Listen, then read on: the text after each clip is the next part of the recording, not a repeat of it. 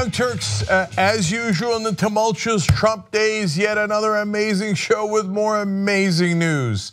You know the first story that's coming up, so let me tell you just a tiny bit about what's coming up a little bit later in the program.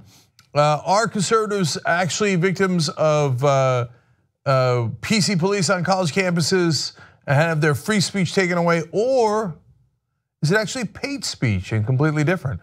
Interesting, we'll get to that a little bit later in the program. Bible thumping at the Trump administration on a level we've not seen, according to the minister doing it, in 100 years in the White House. So that's an amazing story. That's a little bit later. And then Bernie Sanders has a legislative proposal that is great and of course will be defeated. All right, so all of that is later in the program. But you know what we're starting with? Let's go to Scarface. Let's go to the mooch. Okay. Ladies and gentlemen, we got him. Yeah. Down goes the mooch. Down goes the mooch. Down goes the mooch. Now, okay, all right. Now, as usual in the Trump administration, we didn't get them. They got themselves. So I have never seen a firing squad this circular before in my life. So you know what happened here. If you went on vacation for just like 4 days, you're gonna come back to what in the world just happened? Every single day, damage report. Okay, so let me just, for those of you who have not been keeping track, get you up to date real quick. So 10 days ago, President Trump brings in Anthony Scaramucci, an old friend who, by the way, did not support him earlier in the primaries, into the White House as the White House communications director. Well, Sean Spicer is very mad about that. He quits as press secretary. He was actually also communications director. So that is 2 communication directors down. Dupke was the first one, Spicer's gone. Now Scaramucci's in charge. Then Scaramucci in public goes after Reince Priebus, the chief of staff. And he is vicious towards him, calls him a paranoiac, and every curse in the word in a legendary interview with Ryan Lizza. And he charges Reince Priebus with, quote, cock blocking him. And he says he's not gonna stand for it. And he threatens to fire everyone in the communications team. And the first reports out are that Trump loves it because he's Scaramucci's being tough. And lo and behold, boom, it's true, apparently somewhat true at least, because Reince Priebus is fired, not Scaramucci, but Reince Priebus.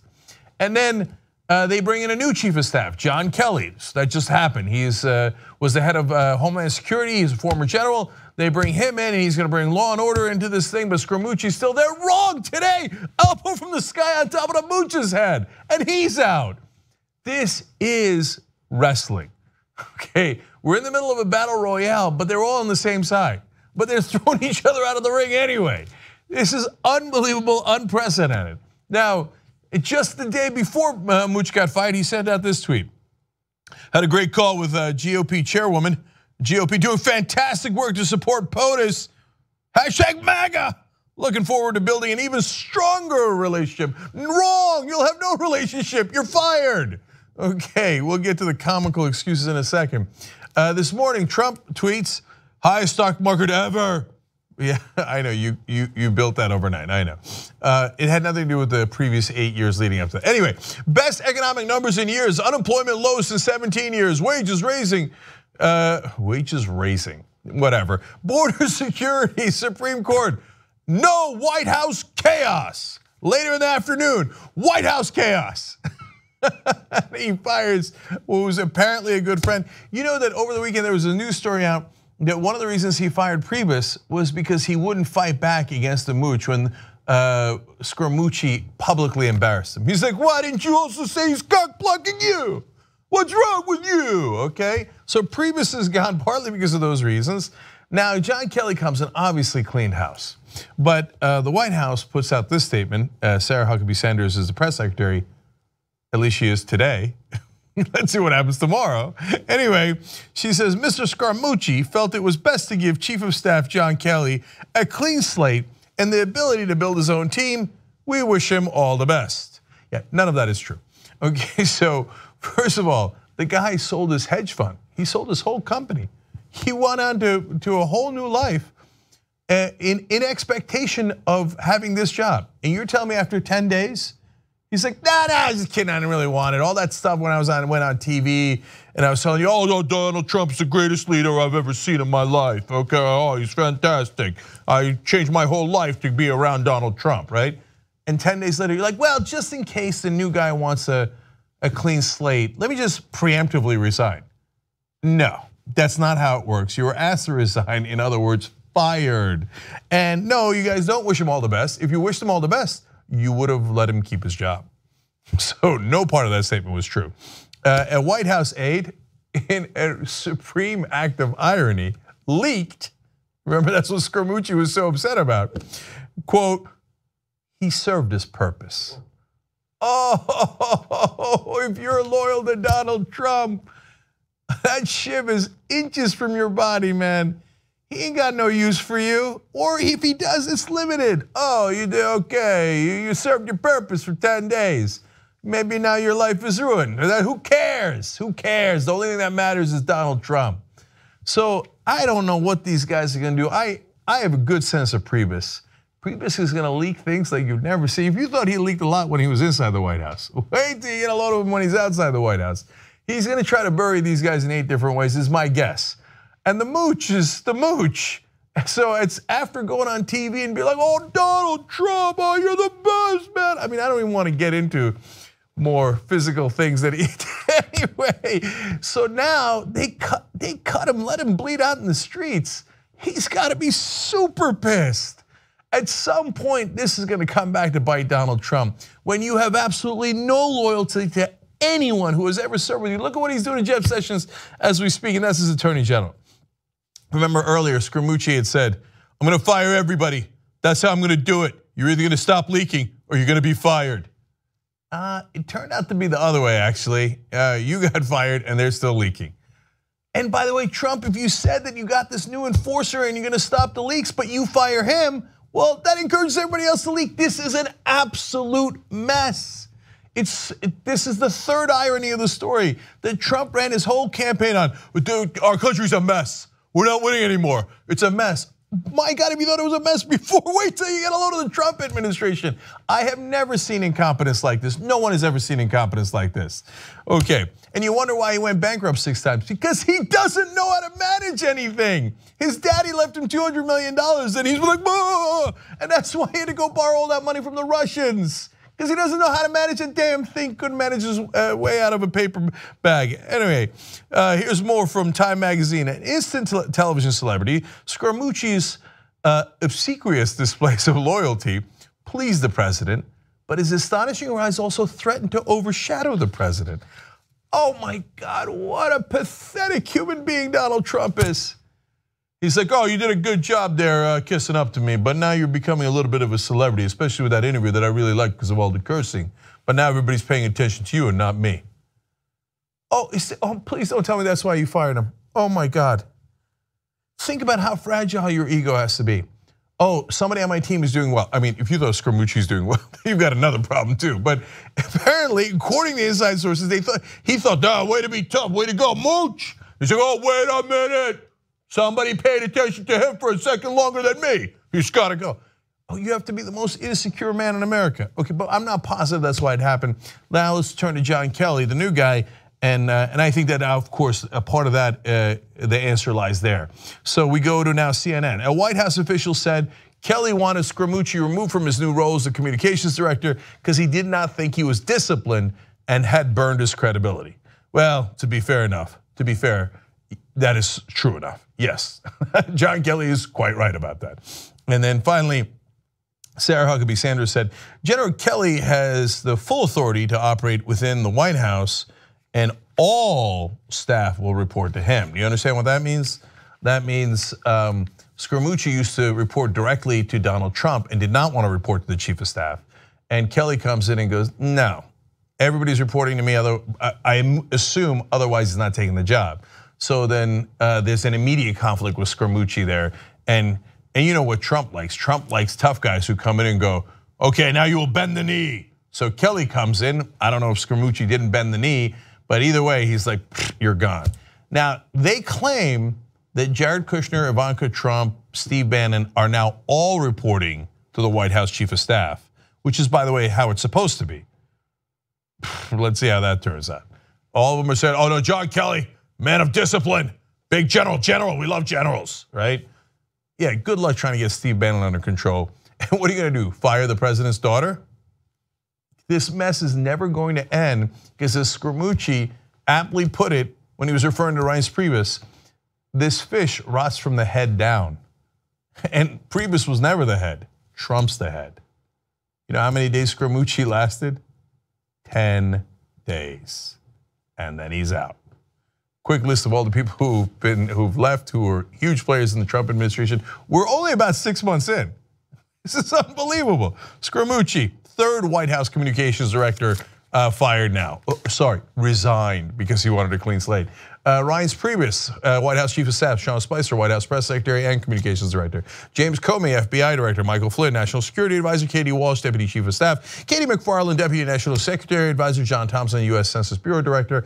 And we did not list so many others that were in the administration but were left over from Obama. We mainly just took the Trump guys. He's like, I like you, I don't like you. Oh, you're loyal to me, I shiv you. Okay, hey, what are you gonna do?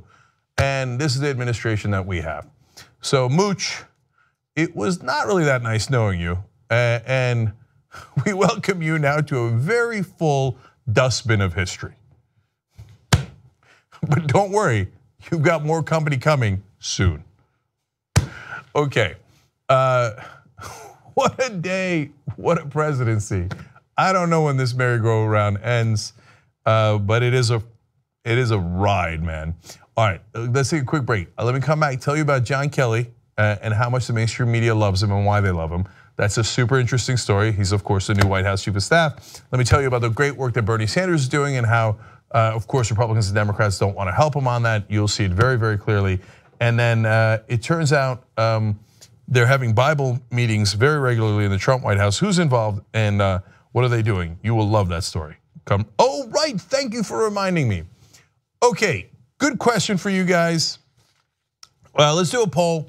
I always like to get your guys' thoughts on this. tytnetwork.com/mooch. Let's go to the question there. Did Scaramucci get fired because he was too brash or because Trump thought he was getting too much attention? Okay, so too brash, actually. Even though Trump's an egomaniac and that probably played a role, I see, am I still naive after all this time? He can't be that stupid, can he? I don't know, but probably both played a role, but it's gotta be that Kelly wanted to maintain order and thought that Mooch was a loose cannon, which he most certainly is. But I'm looking forward to seeing how you guys voted and we'll give you the results tomorrow. All right, we'll be right back.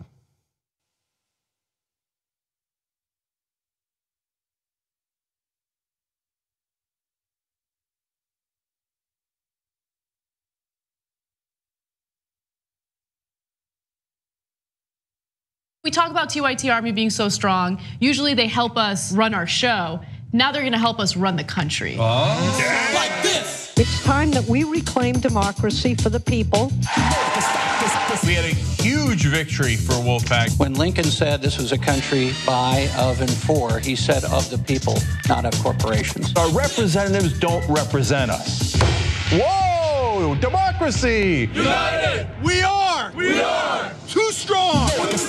There's thousands of volunteers, and you could be among them. With Wolfpack, the mission is so clear. Money is killing our democracy. 96% of Americans want it. When you get the power back, oh, that feels good. This is just the beginning. Let's go get them, man. Up and at them. Knock, knock. We're coming for them. Wolf-pack.com.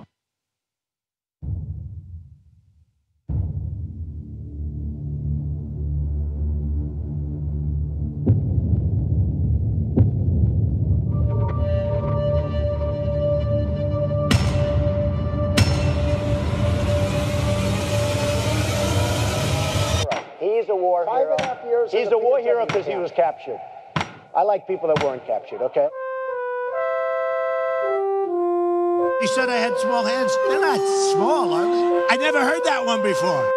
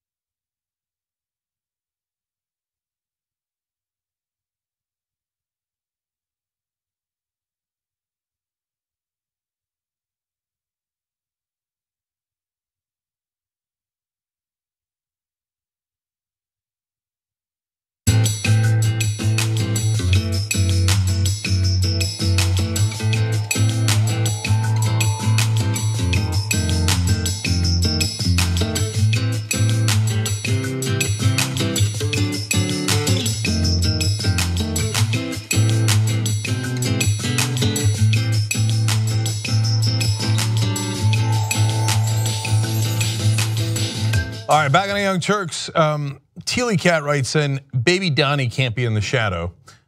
It is entirely possible. Give me your vote on why he fired Mooch on tytnetwork.com/Mooch. Game Over writes in, the normal chaos in the White House is exactly how the orange buffoon ran his businesses. That is certainly true, and hence all of the bankruptcies. And Miri writes in, Trump is going to run out of people to fill these positions. Soon he'll be asking for immigrant visas to fill his cabinet. It's not like he hasn't done it before. It's not like he's not doing it right now. He hired all these undocumented immigrants from Poland to build some of his towers, and currently has immigrants working at his estates and saying, what happened to America First? He's like, I don't care, it's just cheaper. So what? I'm just lying to you. Don't care. You think he won't do it in his cabinet? Could you imagine?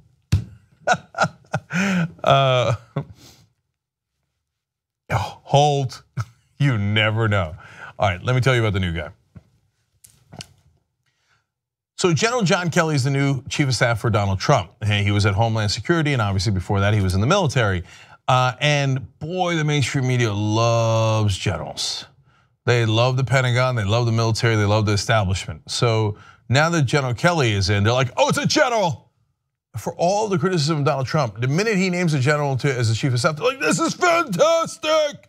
So headline from New York Times, new chief of staff is seen as beacon of discipline. Then we go to the Washington Post. John Kelly will bring some plain spoken discipline to an often chaotic West Wing. Okay, here comes the general. Discipline and plain spoken. These are all like the things that you say to make somebody sound more heroic. I got more for you in a second from the papers, but now let's go to TV. Jonathan Karl on ABC. He comes in as a much more powerful chief of staff than Reince Priebus ever was. If you remember, Martha, when Priebus became chief of staff, he was announced along with Steve Bannon as the chief strategist, with Jared Kushner as a senior advisor. Now, the power of all three positions, theoretically at least, will reside with General Kelly. He will have authority that Reince Priebus never had. Much more powerful, Jonathan. Now, to be fair to Jonathan Karl, he's talking about his position, which is true. Everybody now reports into John Kelly as opposed to the old way of doing it. Okay, now, but we're not done yet. We go back to the New York Times. I love the beginning of this. You will love it too.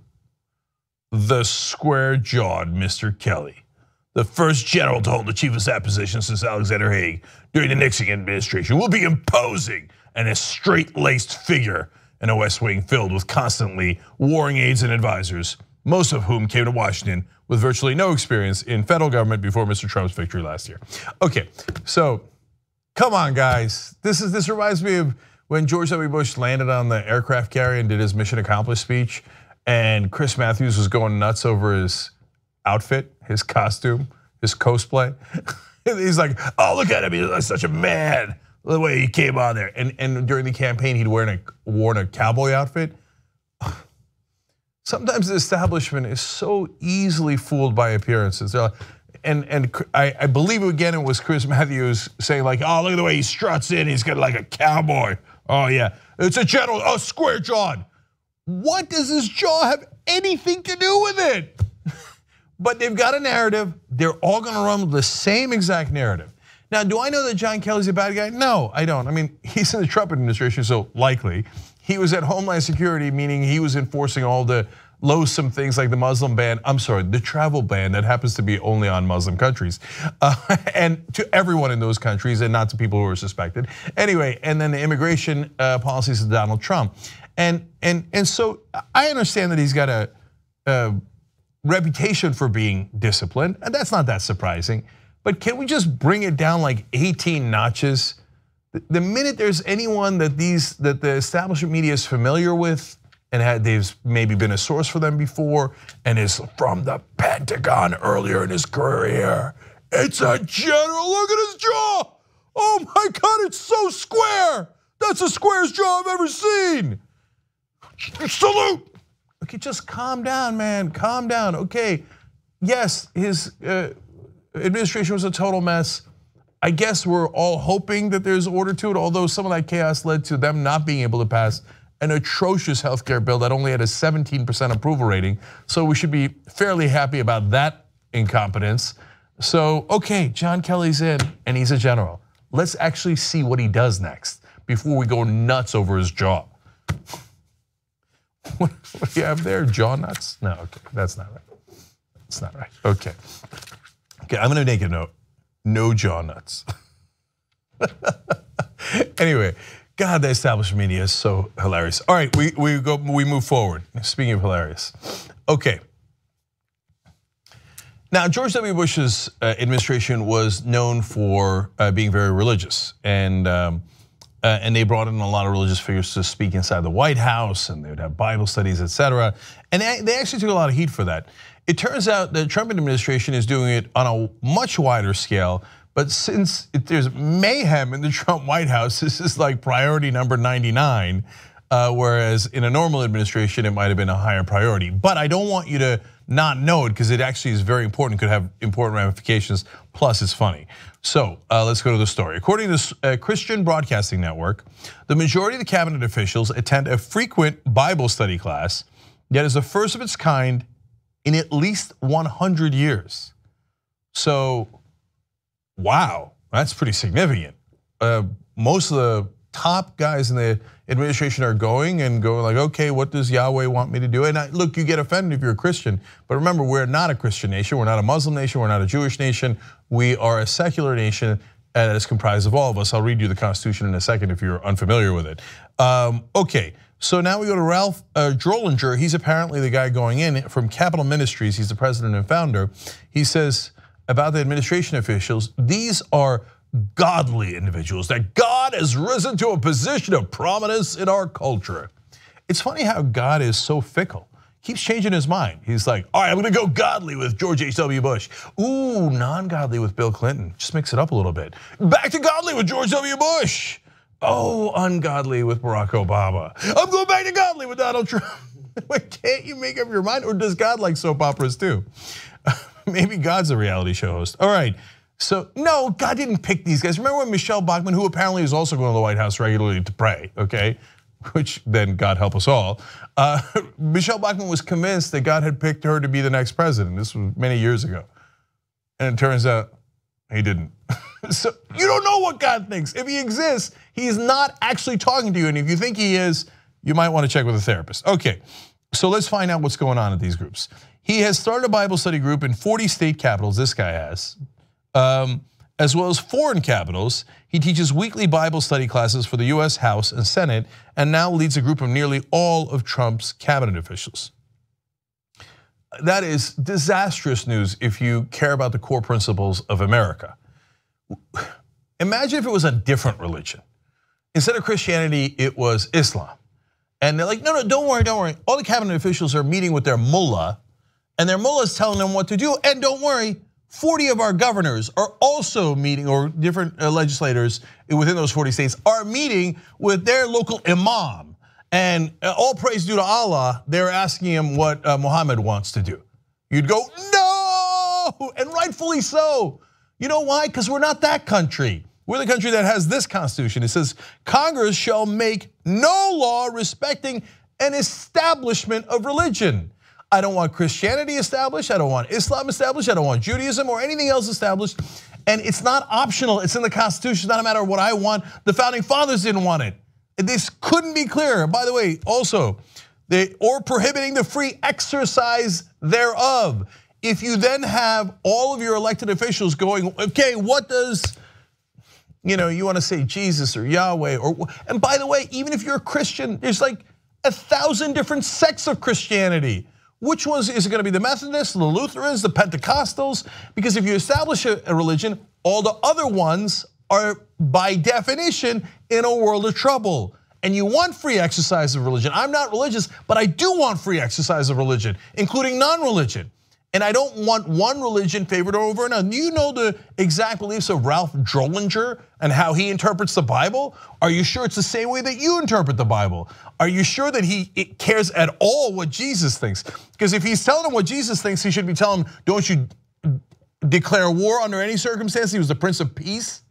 I need you to go and increase the welfare state tenfold, 20-fold, because Jesus said, give away all of your belongings to the poor and the needy.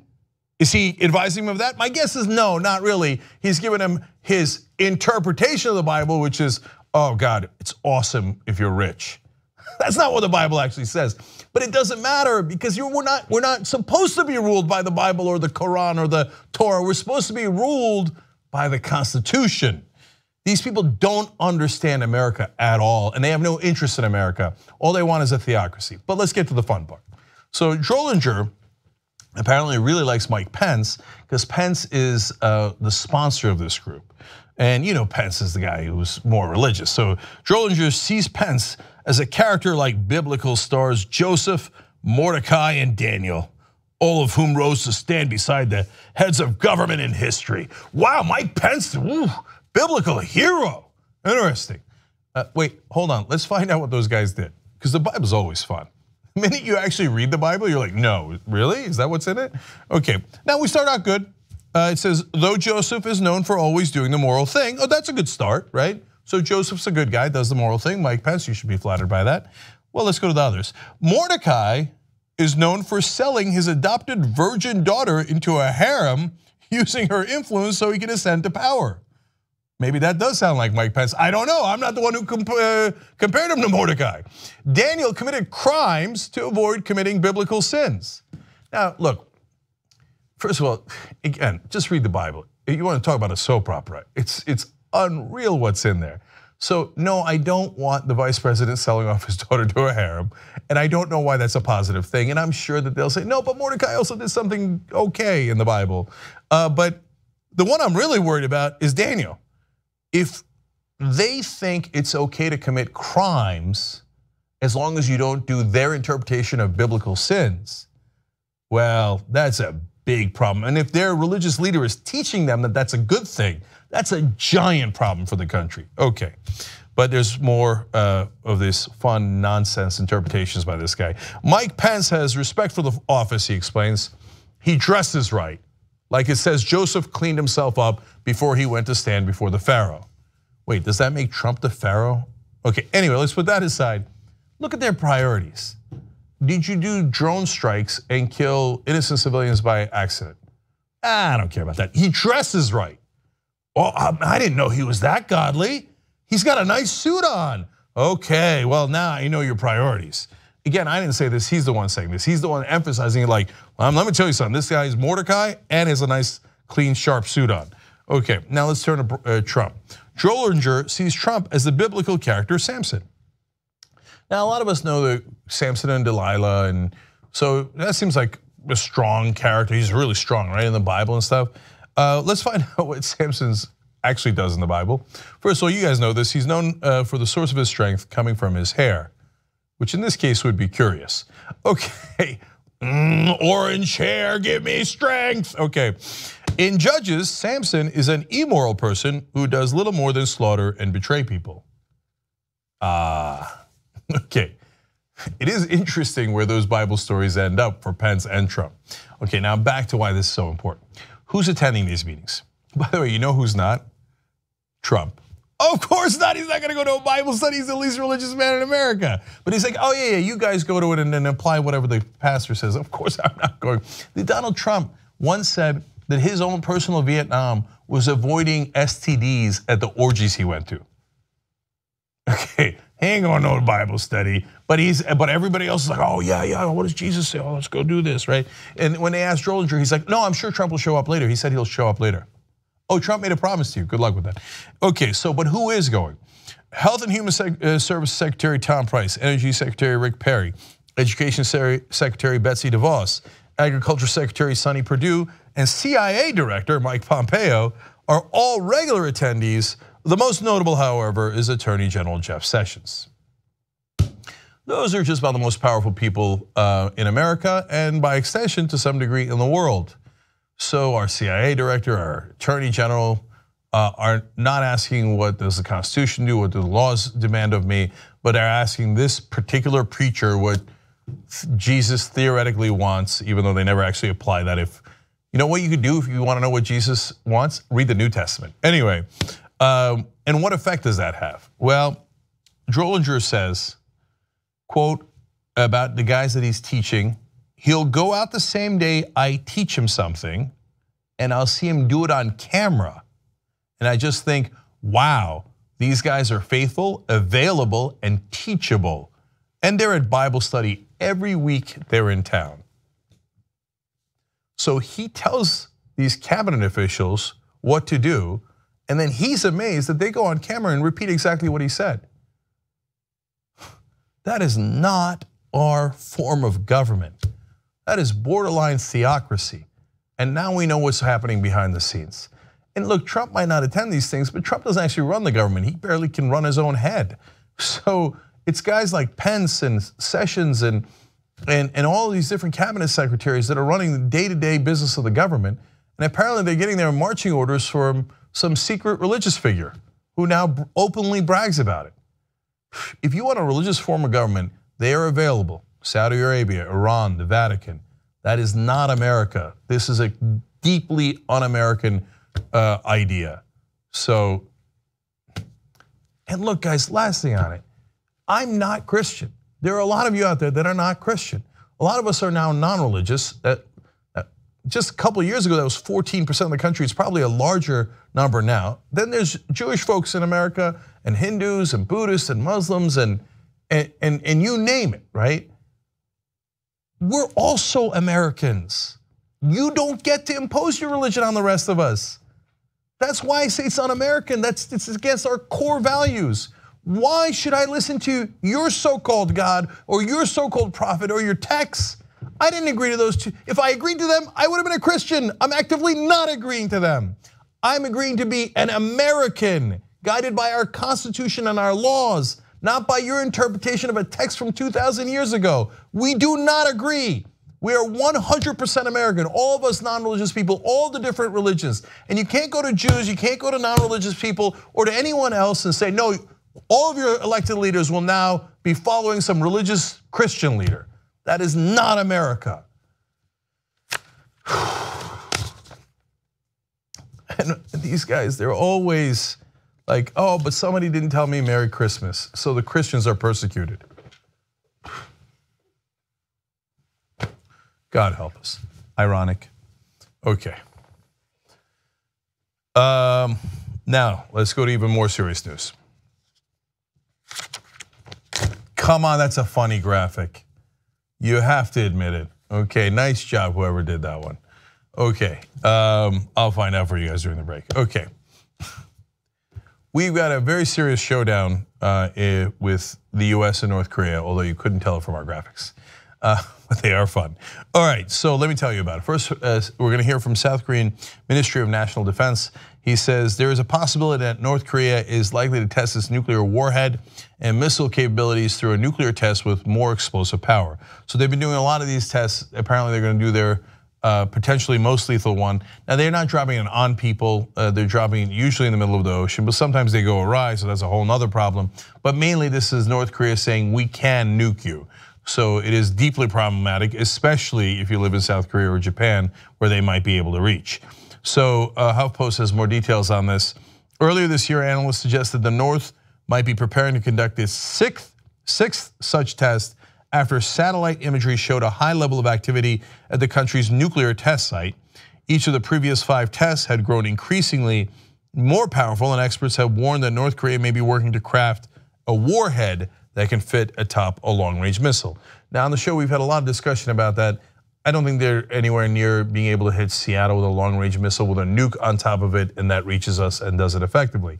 But each of these tests are getting more and more advanced. And yes, of course, I'm worried about Seattle and Los Angeles. We're in Los Angeles and more likely to reach the West Coast than anywhere else. But since I'm a human being, I'm actually just as worried about Seoul, South Korea, where we could lose hundreds of thousands of people if there is a conflict that begins.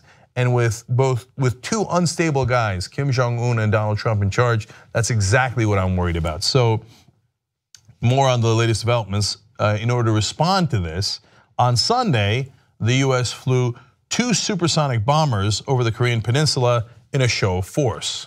Oh, great. And then the North Koreans are upset about possible sanctions that we might put in because of all these nuclear tests that they're doing. And they vow, quote, a stern action of justice. This is not going well.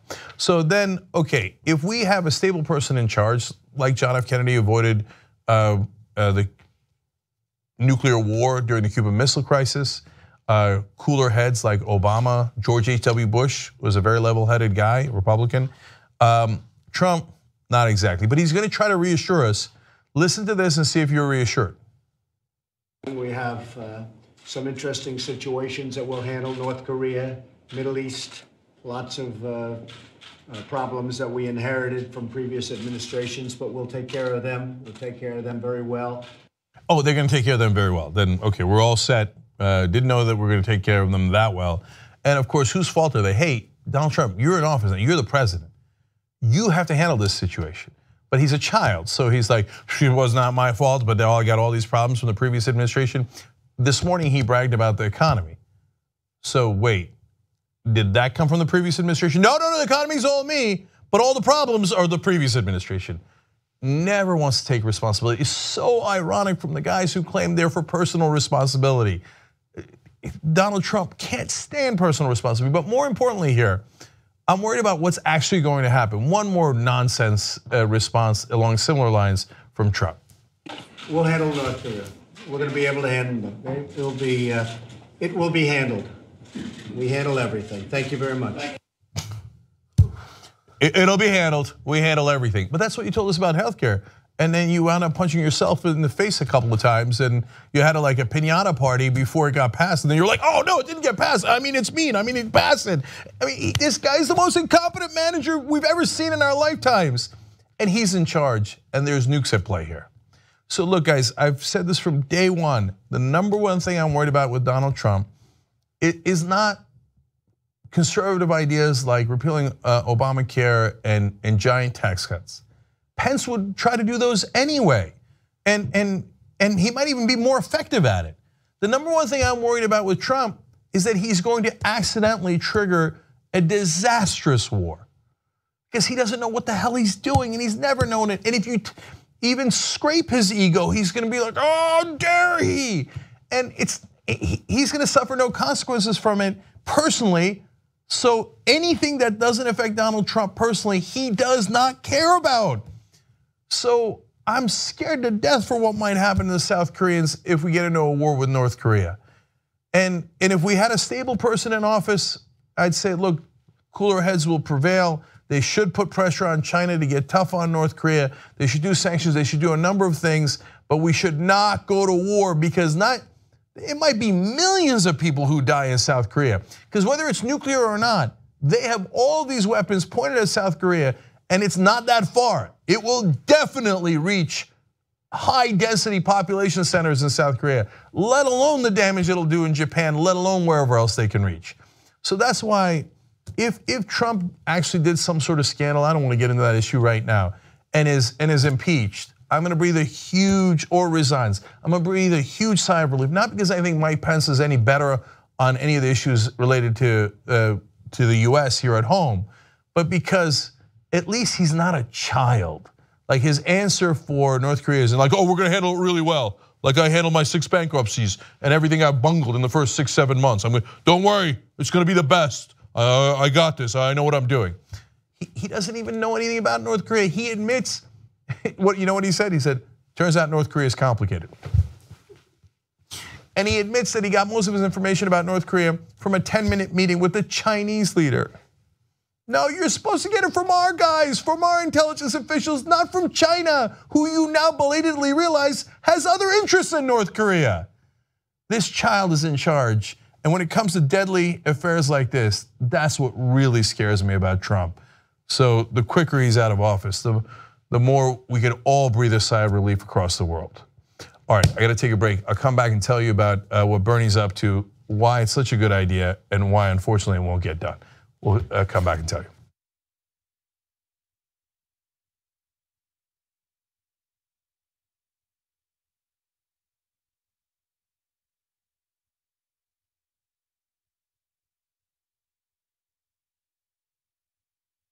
Do you trust the establishment media? The United States economy has never been better. Monetary policy is spectacular. Everybody thought Jamie Dimon was the king of Wall Street last week. Well, it might be Ken Lewis now. He takes the crown. The best sales force out there is Merrill Lynch, and now it goes to BofA. It's pretty amazing. Pretty amazing. Lewis now. Buying opportunity. I do think this is a buying opportunity. We're going to see a stabilization and just a tremendous snapback. The rally will be jaw-dropping.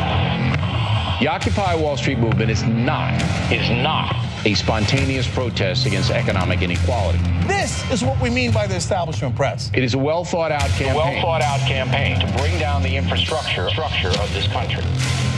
The embarrassment is that I'm given credibility in this world because of the disappointment that the public has in what the news media does. I'm the former chairman of the Veterans Committee, and I learned a little bit about the cost of war. What the president is trying to do, and I agree with him, is to do everything that we can without going to war. So what do you say to your critics? I'm talking about Democratic critics who say, you know what, he's really just a socialist pacifist. I very rarely read in any coverage of Bernie that he's a socialist. Bernie Sanders is a socialist, for God's sake. Most analysts are saying that Hillary Clinton's going to win in a landslide. I continue to believe Mr. Trump will not be president. We've got Trump at 279, 259. Wait a minute. I'm winning the presidency. I know you don't believe that.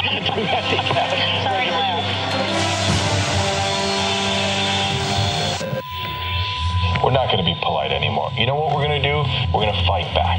Fight for a free and independent media. We're done with politeness. We fight back. We are going to put together the best investigative reporting team in the country. You like Jordan Chariton in the field, challenging Democrats? He's the one that took down Donald Brazil. Thank God for that. You know, give me 10 Jordan Charitons. Look at the damage I could do. TYT will give you the 4 horsemen, and we will let them gallop. Help unleash real journalism in the country. We don't need anybody else anymore but you guys. TYTnetwork.com/go. This is going to be amazing.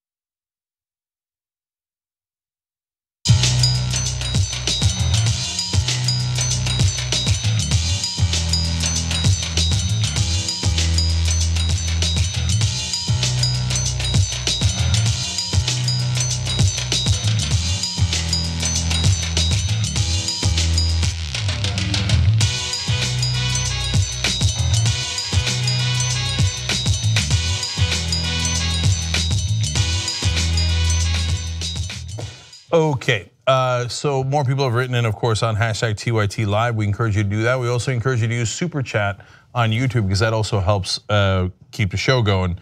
So Elliot Cohen writes in, I'd love to read the book of Mike. Has a nice ring to it. Garth T writes in, well, if Pence wants Bible studies, that explains it. People are psyching up to the president and waiting, job insurance. And I Am Sock says, oh God, a secret cult runs Washington. It's both true and untrue. It's a cult, but I'm not sure it's that secret. It has a name. Anyway, so I want to update you on a poll that we asked you about on Friday. Today's poll is tytnetwork.com/mooch. I might have a different one for you in a little bit as well. That poll asks, do you think Mooch got fired for basically touching on Trump's ego because he was getting too much attention, or because he was too brash? So go vote there. I'm curious what you think. And on Friday, we talked about how Mooch's wife divorced him for working for Trump. Oh no, he sold his company and his wife divorced him. And the job lasted 10 days. When Trump betrays you, I mean, that is the one thing he does really well. Trust me, we're gonna do it really well. I'm like a smart person. When I cut you, you're done. Okay, so we asked, would you divorce your spouse if they started working for Donald Trump? And that's gotta be a tough question, because you're like, if you're married like me, you think like, I mean, I love my wife, I don't wanna divorce my wife. Apparently not a tough question. 85% said yes. Actually, if you round up, 86%. 14% said, nah, I guess I wouldn't divorce my spouse if they worked for Trump. All right, and that's, if you want to keep walking on that, voting on that, tytnetwork.com/divorce for that one. Okay, let's go to Bernie. Okay.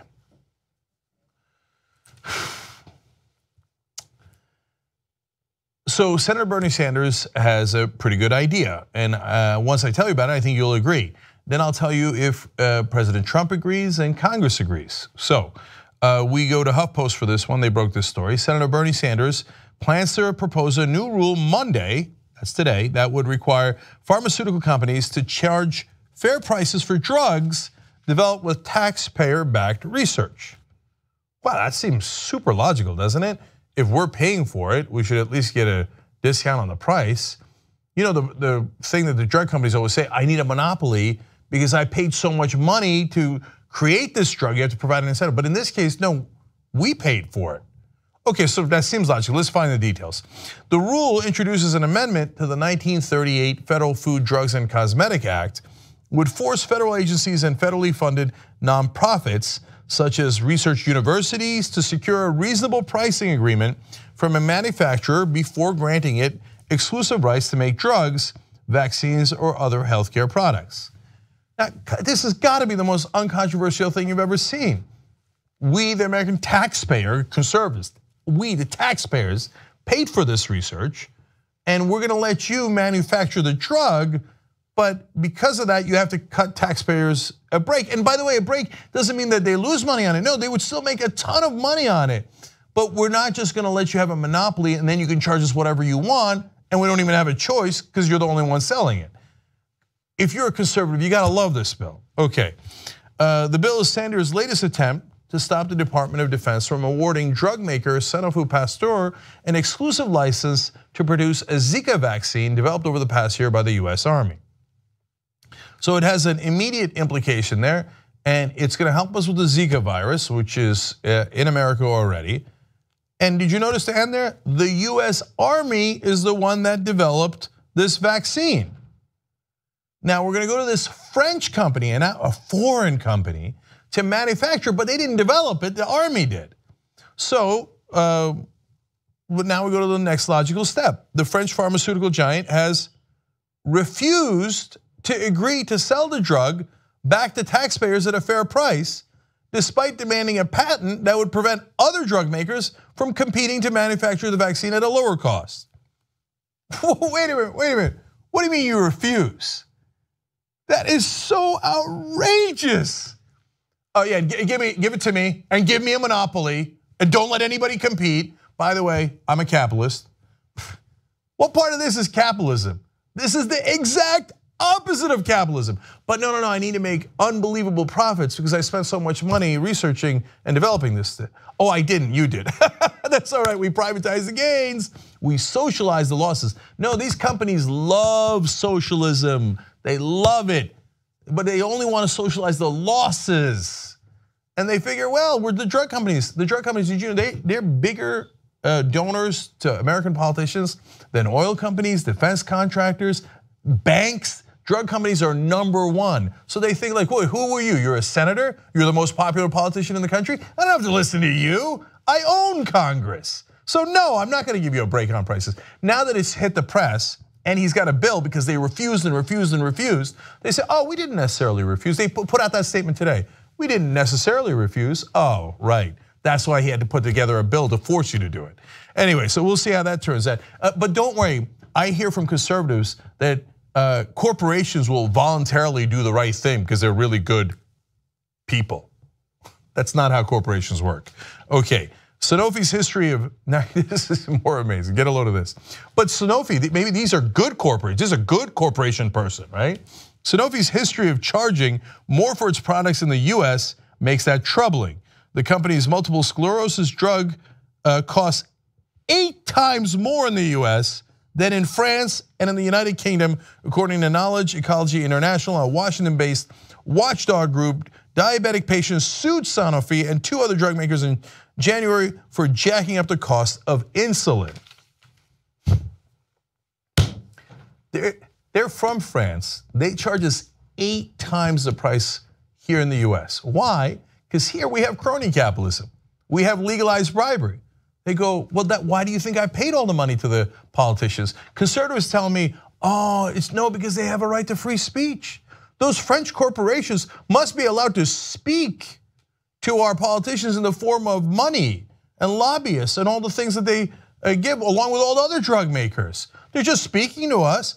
And look at that, they happen to charge us 8 times more because our legislators gave them a monopoly. So Bernie Sanders wants to put an end to that. Now, he should have an ally because Donald Trump said he was gonna negotiate great deals. And against other countries, right? So Trump supporters, you're positive Trump's gonna step in here and save the American people, right? Well, let's find out. The bill seems unlikely to find support in the White House, despite Trump's campaign trail promises to crack down on drug pricing. Rather than pushing for legislation, the administration is weighing an executive order that would strengthen monopoly rights for pharmaceutical companies overseas. The exact opposite of what he promised you. No, I will not negotiate a better deal. I'll have a worse deal, and I'll strengthen their stranglehold over the American people. Let them charge whatever they want, and even though they're from abroad, and I told you America first, make America great again. I guess he meant make French corporations great again by letting them have a monopoly over us. But that's okay. Congress can have such big majorities that they can override a Trump veto, for example. For example, that's the situation we're in with the Russian sanctions. So are they going to act? Let's find out. Because again, if you're a progressive or a conservative, this should be deeply appealing to you, this bill to protect Americans. Sanders' bill faces dim prospects of becoming law. The deep-pocketed pharmaceutical industry has cultivated powerful allies in both parties. Despite Democrats' recently released platform taking aim at drug prices, in January, 13 Democrats joined 39 Republicans to vote down a bill designed to lower prescription drug prices. So, you wonder why we're not in favor of the corporate Democrats. Yes, the Republicans are worse, they're more corrupt. 39 of them voted for corruption, and only 13 Democrats voted for corruption. But those 13 Democrats made all the difference. If now they turn around and they vote with Bernie, then maybe we can, just like in the healthcare bill, we could peel off a couple of Republicans and say, wait, are you for the American people or are you for foreign corporations who are looking to charge rapacious prices to these people who desperately need the medicine and that we pay to develop? But nope. Corporate Democrats say, I resist, hashtag resist. Give me the money, give me the money, give me the money, drug companies. Oh, progressives, why are you pushing us? Why are you grabbing me? Oh, primaries, don't do primaries. Let me just keep taking the donor money and screwing you over. Oh, Bernie Sanders, he's the most popular politician in the country. He should not run, okay? We need fresh faces who are also willing to take donor money. No, this is a great piece of legislation by Bernie Sanders. And even if you're a conservative out there, you know it is. And you should go pressure your Republican senators and congressmen, and yes, progressives, you should pressure the hell out of your own Democratic representatives to make sure that they support Bernie Sanders legislation on this. Not because it's because of Bernie Sanders, it's because it makes sense. Why should we get penalized for something we developed with our own taxpayer money? The hubris of these corporations because of our legalized bribery system is outrageous. And you know what the answer is? And by the way, I found out this weekend. Guess who turns out to be for a 28th Amendment to get money out of politics? James Carville. We started this a while back. It's beginning to build momentum, and we're gonna win on this issue. wolf-pac.com. Become a member right now, become a volunteer, roll up your sleeves and get our democracy back, because if you don't, this is the result. wolf-pac.com. Okay, now let me go to another story about the Democratic Party. This one's Xiao Xiao, okay? So, now you guys remember that during the Hillary Clinton primary in 2015, 2016, where she was the leader, we were told over and over again, no, tried and true, Hillary Clinton is clear leader of the Democratic Party and everybody else should step aside, don't primary her, or primaries will hurt people, right? So whoever's in charge should stay in charge. Okay, now Bernie Sanders is the clear leader. He's the most popular politician in the country. So Democrats, of course, have completely changed their tune. I can give you dozens of examples. I'll just give you one from a recent op-ed in The Hill. All of a sudden, Kamala Harris can be, quote, the fresh face the party needs to excite its base, as well as critical swing voters again. When Bernie Sanders was the upstart challenger, he has no name recognition. We can't afford to take that chance. Now Kamala Harris has no name recognition. Let's take that chance. We need a fresh face. Anybody but Bernie. Anybody but Bernie. Now you're wondering, why is Nancy Pelosi in the graphic? Because I was told that the Democratic Party is insistent on fresh faces. That's why we have to have a primary where we very, very aggressively challenge Bernie Sanders, who is, in my opinion, and the opinion of most people now, likely to run in 2020. So are they going to have the same opinion on Nancy Pelosi? Well, luckily, Chris Wallace asked to Nancy Pelosi. Let's find out. There were 4 special House elections this spring in which there were Republican seats that were open because they took jobs in the Trump administration. Let me finish. In the Trump administration, and you lost all 4 of them. Some of your own Democratic colleagues in the House say part of the problem is that you and your leadership team are frankly too old. And the question I have is, do Democrats need new leaders with new ideas? Well, let me just say this. Self-promotion is a terrible thing, but somebody's got to do it. Exactly. And I think that in the situation that we are in, I am a master legislator. I know the budget to the nth degree. I know the motivation of people. I respect the people who are in Congress. I think this is a great moment for those of us who understand what is at stake with the Affordable Care Act, what our possibilities are in terms of working together with the Republicans, as has been our experience in the past. So I feel very confident about the support I have in my caucus. Now remember, if it's Hillary, we don't need fresh faces. If it's Bernie who's the leader, we need fresh faces right now, fresh faces. If it's Pelosi or Schumer, we don't need, or Hoyer, we don't need fresh faces. We definitely don't need fresh faces. Which one is it? Oh, it turns out it has nothing to do with fresh faces or not. It has nothing to do with the BS ideas you're putting out in the media. It has everything to do with the fact that Bernie Sanders would bring real change, and this is why they did all these focus groups, the Democrats did. And you know what the focus groups told them? We think you stand for the establishment and the elite. And they looked at that and go, oh, I wonder why that is. Maybe we should just do a new marketing gimmick. No, this is why. Because you say, no, I'm not gonna change. And if there's anybody for change, I'm gonna try to squash it. That's why they think you represent the establishment and the elite. But Nancy Pelosi, completely unbothered by that. Her earlier response was, well, that's because, of course I'm not going anywhere. I raised the most amount of money for the Democratic Party.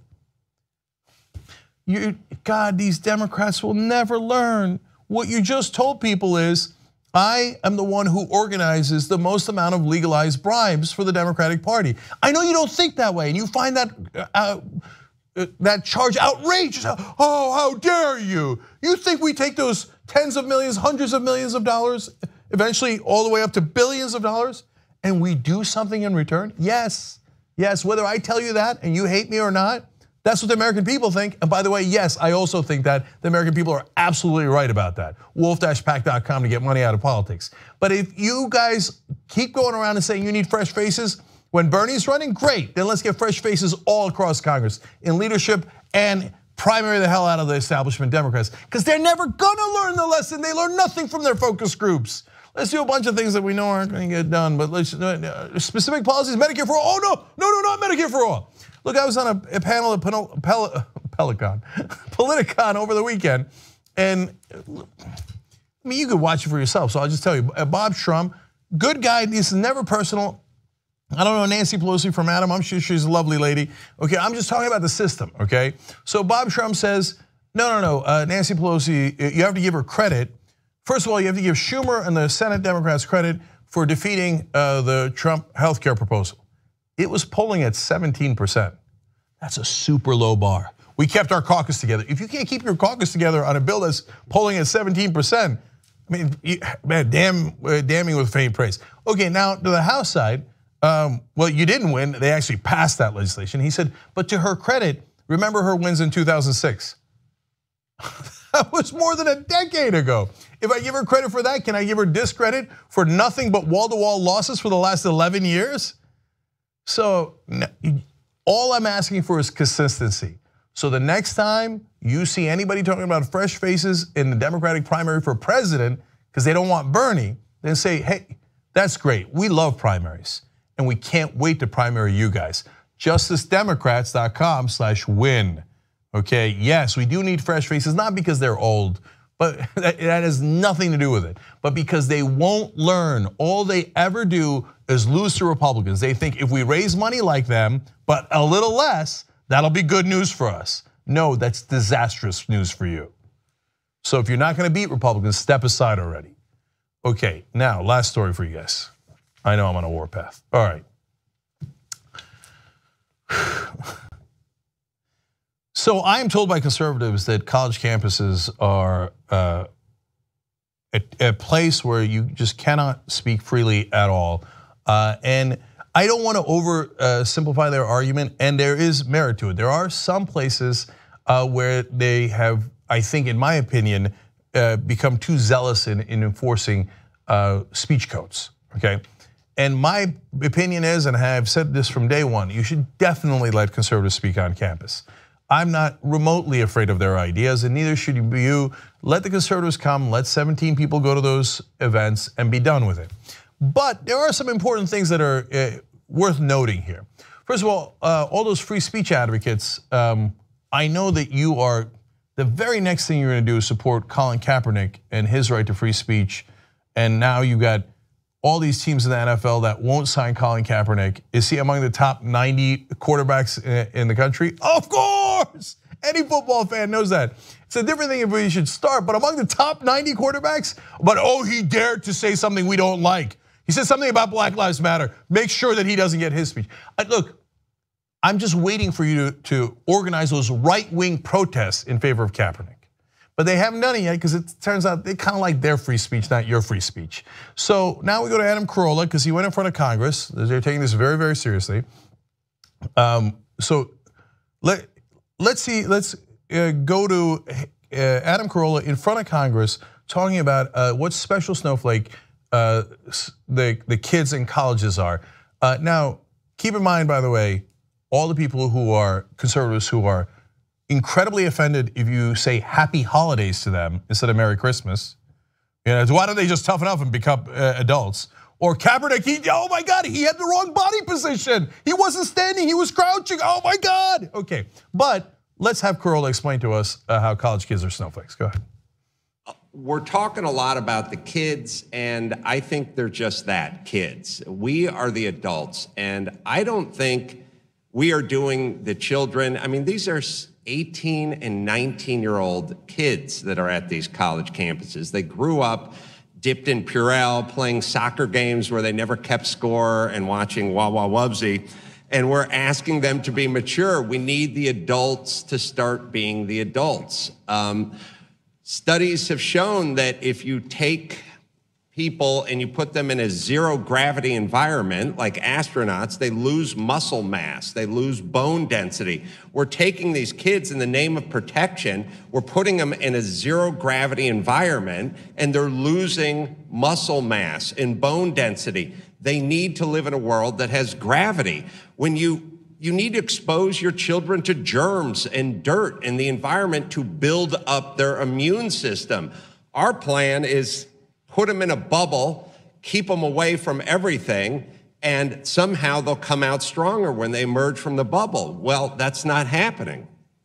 Children are the future, but we are the present, and we're the adults, and we need to act like it. See, if you're an adult, you say, well, I don't want to marry gay couples and I don't want to bake them cakes, because my religion tells me I don't have to. Actually, our Constitution demands it and our laws demand it. Well, I've lost muscle mass, so I'm not going to be an adult. I'm not going to listen to the rules. You know why? Because I'm a Christian and I was dipped in Purell. And I was told that the Christians rule this country. No, we don't rule it with an iron fist anymore. Somebody give me Purell. So this goes both ways. I am consistent on it. Let the conservatives speak and don't get too bent out of shape. And by the way, when we speak, don't all get teary-eyed over happy holidays greetings. The most special of all snowflakes, you guys. Now there's a second part of this. Now, of course, this is put on by the Republicans. So they bring in Corolla, they bring in Shapiro, and oh my God, what they're doing to us at college campuses. Oh, and they're protesting us. Okay, first of all, as long as they let you speak, and that's a big if, and as long as they're not violent, of course. And by the way, it wasn't the students who were violent at Berkeley, it was Antifa, who has nothing to do with the students there. So, of course, there shouldn't be any violence. But you're bent out of shape because they protest you. But what you also don't note, that oftentimes progressives are disinvited from college campuses as well. And how do they do it? Not because of protests. There aren't enough conservatives on college campus to put together those protests. They're deeply unpopular.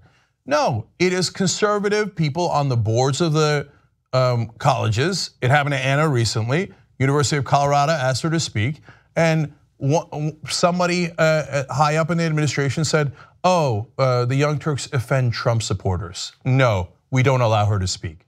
But there's no big protest over that. Nobody's getting invited to Congress over that. Because if you hold a position of power, then you could block people's speech all day long. But if people who are outraged protest, how dare you protest? Okay, now look, I don't want to build a straw man. I know that some of the conservatives say, no, protests are fine. Some get their feelings hurt because they're very emotional. So there's a range of conservatives on that issue. But we haven't gotten to the main point here. But Adam Carolla is so incensed about this that he's going to join up with Dennis Prager to apparently do a whole documentary about this. And this is their very cute trailer for that. Let's show you a piece of it. The University of Tomorrow is here. A place of discovery, tolerance, and acceptance. We prepare our students for tomorrow's workforce by helping them discover their true gender, sexuality, and racial identity. We judge people based on racial origin and history of oppression. We call it the progressive stack. I'm Black. I'm Hispanic. I'm Asian. I'm a student at Utopia University. This university was created so I could be me.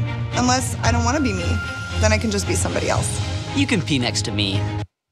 All right, well, those are all very, very funny. You see, like, this university is created to let me be me, which is, of course, a terrible idea, right? Oh, no, you shouldn't be you. You should do the things that we tell you to do, okay? Because that's what conservative tradition is. Follow heritage, okay? Wow, how horrible and utopian that they encourage them to be themselves. And the guy says, oh, you can pee next to me. Like, oh, ha, ha, we shouldn't let trans people go in the wrong bathrooms. I thought conservatives were for liberty. That's weird, that doesn't seem like a free thing. And are there really college campuses that are claiming that non-Asian students are actually Asian? Or did you just make that up? See, that's what I'm talking about. They make mountains out of molehills. They had congressional testimony over this stuff. If you show me specific instances, and there have been some, I will support you and say, of course you should be allowed to speak. But when you get into like, oh my God, my feelings are hurt because some college campus lets you be you, that's not a thing I'm overly concerned about. All right, now who's Carolla doing this with? Let's watch. We have a group of insanely miserable people who are just hammers looking for a nail. If President Trump could just build a wall around the campuses and keep everything in the campus, that would be fine. But this horrible childlike adolescent attitude is spreading into society. The reason Dennis and I got together on this project is because he has more wisdom than anybody I know, and I'm funny. If you say so. Okay, you know you're really funny when you have to tell people that. So Dennis Prager is an enormous right-winger. So if we had a question about where Adam Carolla stands on the political spectrum, that has been solved. Because sometimes people say, oh, he's moderate because, you know, he's okay with sex or something. No, Dennis Prager, he thinks is apparently the wisest guy in the country. Dennis Prager is lunatic fringe right-winger. So you might not agree with that. You might think, no, we should be ruled by religion and tax cuts for the rich are awesome and political corruption in the form of campaign donations are wonderful. Okay, fine. Okay, I guess that's who Adam thinks is the wisest guy in the country. But this is really important. Remember, this is not really about free speech. It partly is, but it's also about paid speech because all these guys get paid to go to college campuses. Now, different organizations sponsor them. Sometimes it's the college itself. And sometimes in the case of Shapiro, for example, when he's going to Berkeley, that's a huge story in the news.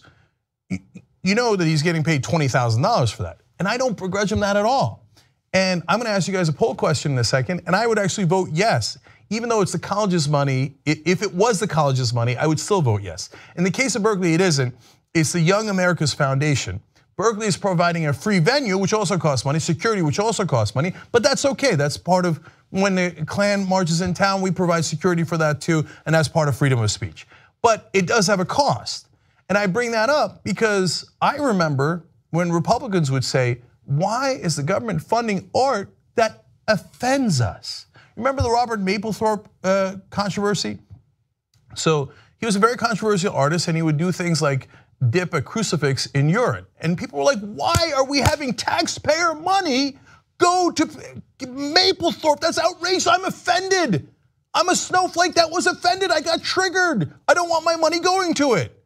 Okay, wait a minute now. If we use that approach, then why should, if it is a university that is paying for it, and oftentimes it is, comes out of the overall student fund, why should they pay with their own money to get insulted? Now you told me that conservatives don't like it being insulted with their own money, which there's some logic to.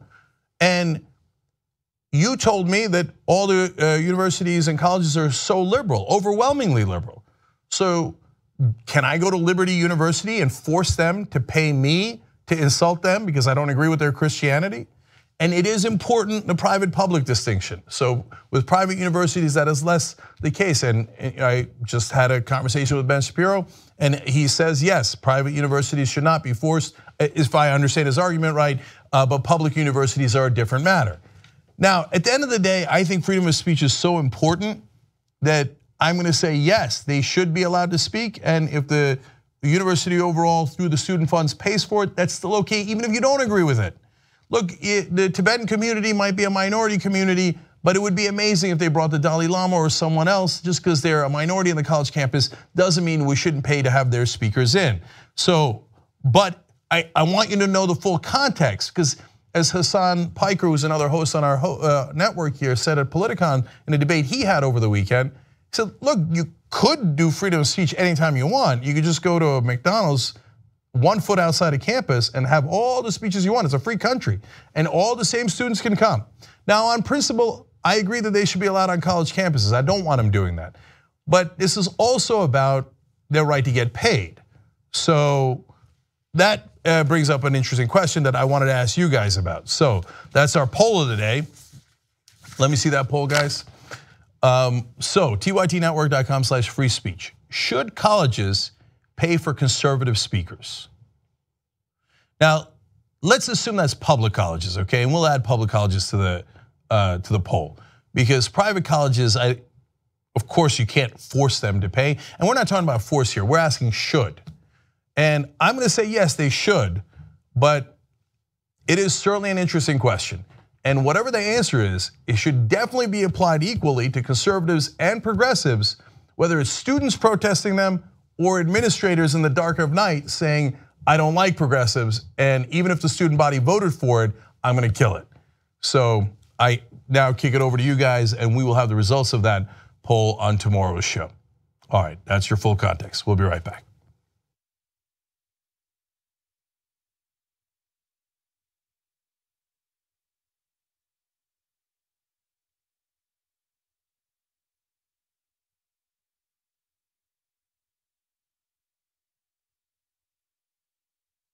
TYT is partnering with Participant Media to help solve the climate crisis. Wouldn't that be great?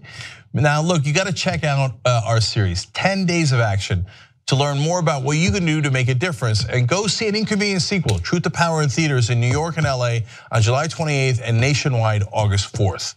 If President Trump won't lead, we should. The American people have to do it. The majority of Americans, civic leaders, mayors, governors, businesses, they're already moving forward to stop climate change. So no single person can stop us. I pledge to join the movement and hashtag #BeInconvenient. Go to inconvenientsequel.com/action to be part of the solution.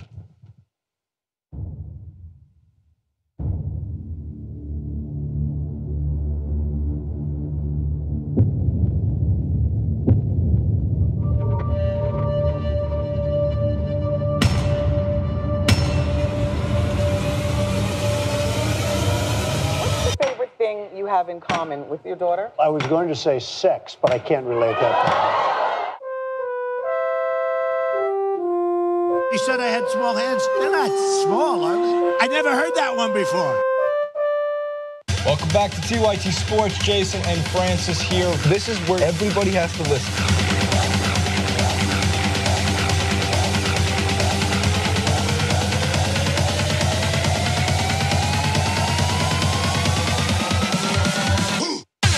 Welcome to TYT Sports, everybody. I am your host, Francis Maxwell. Jason here. Welcome to TYT Sports. Turks and Jerks. TYT Sports. Steph Curry signed with Under Armour. Tom Brady's mad, by the way. Do you hear me? Back on TYT Sports! Actually, leave the link in the description box below instead of lying about leaving the link in the description box below. Editor, throw up another picture of the UK bacon. And another. And in fact, throw in another one. Let me see your belly. Beast mode.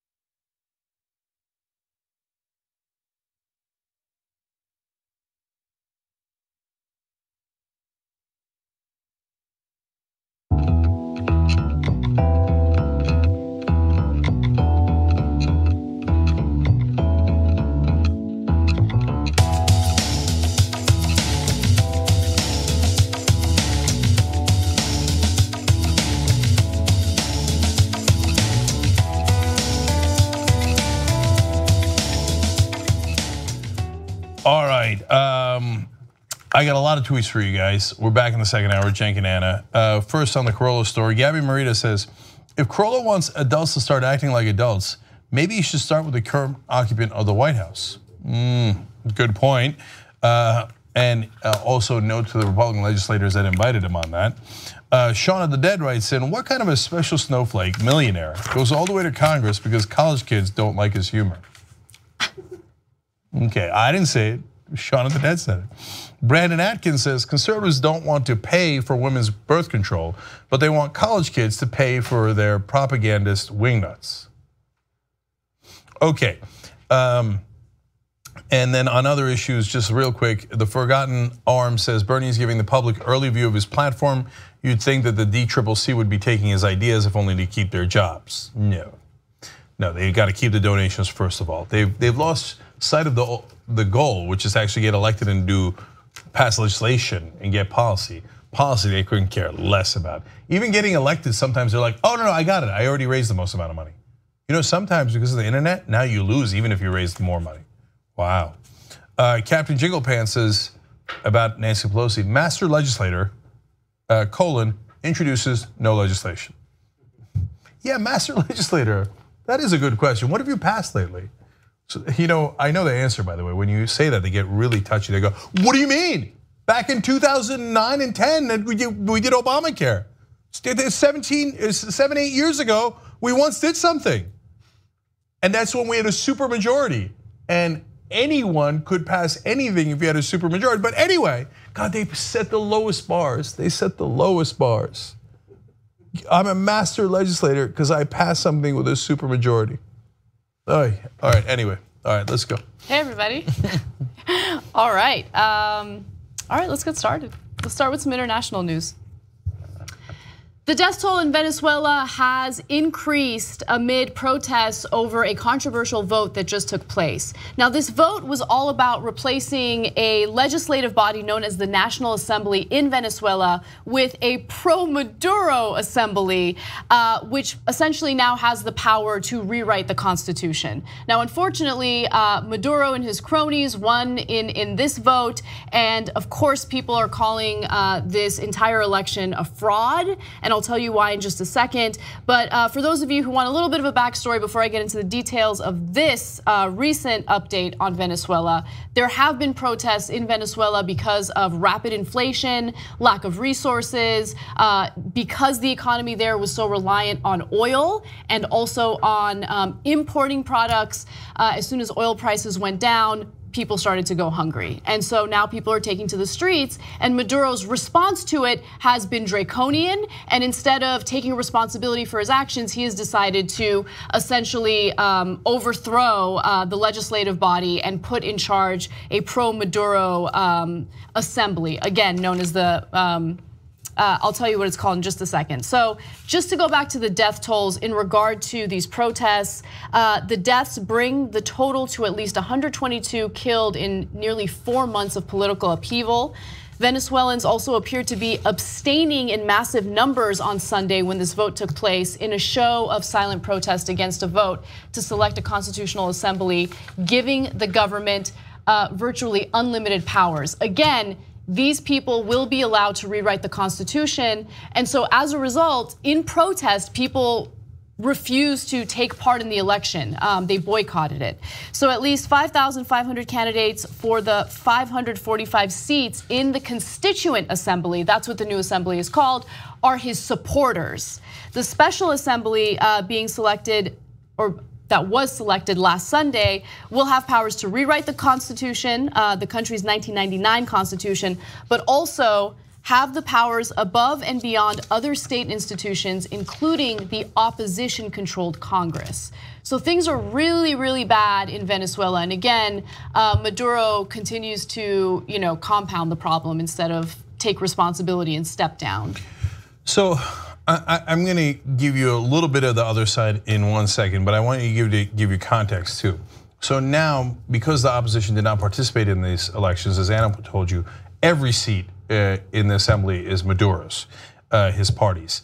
In the previous National Assembly, 112 of the 167 seats was the opposition.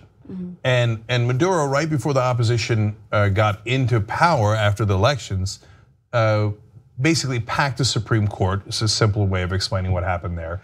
And so the Supreme Court protected him so that he can't be impeached.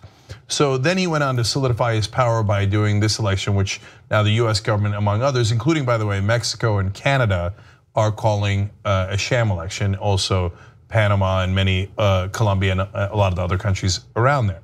But, so I think that is very likely exactly what's happening here.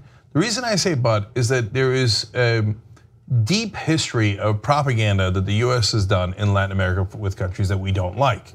And so there are, I want you to know, other countries that say, no, these elections were fine and Maduro's government is okay. And in fact, what is happening is orchestrated protests by the forces that don't want socialism to work in Latin America, and they're trying to bring down his government. So Nicaragua is on his side, Bolivia is also on its side, and so now again, more countries on the other side, Brazil against it, Guatemala against it.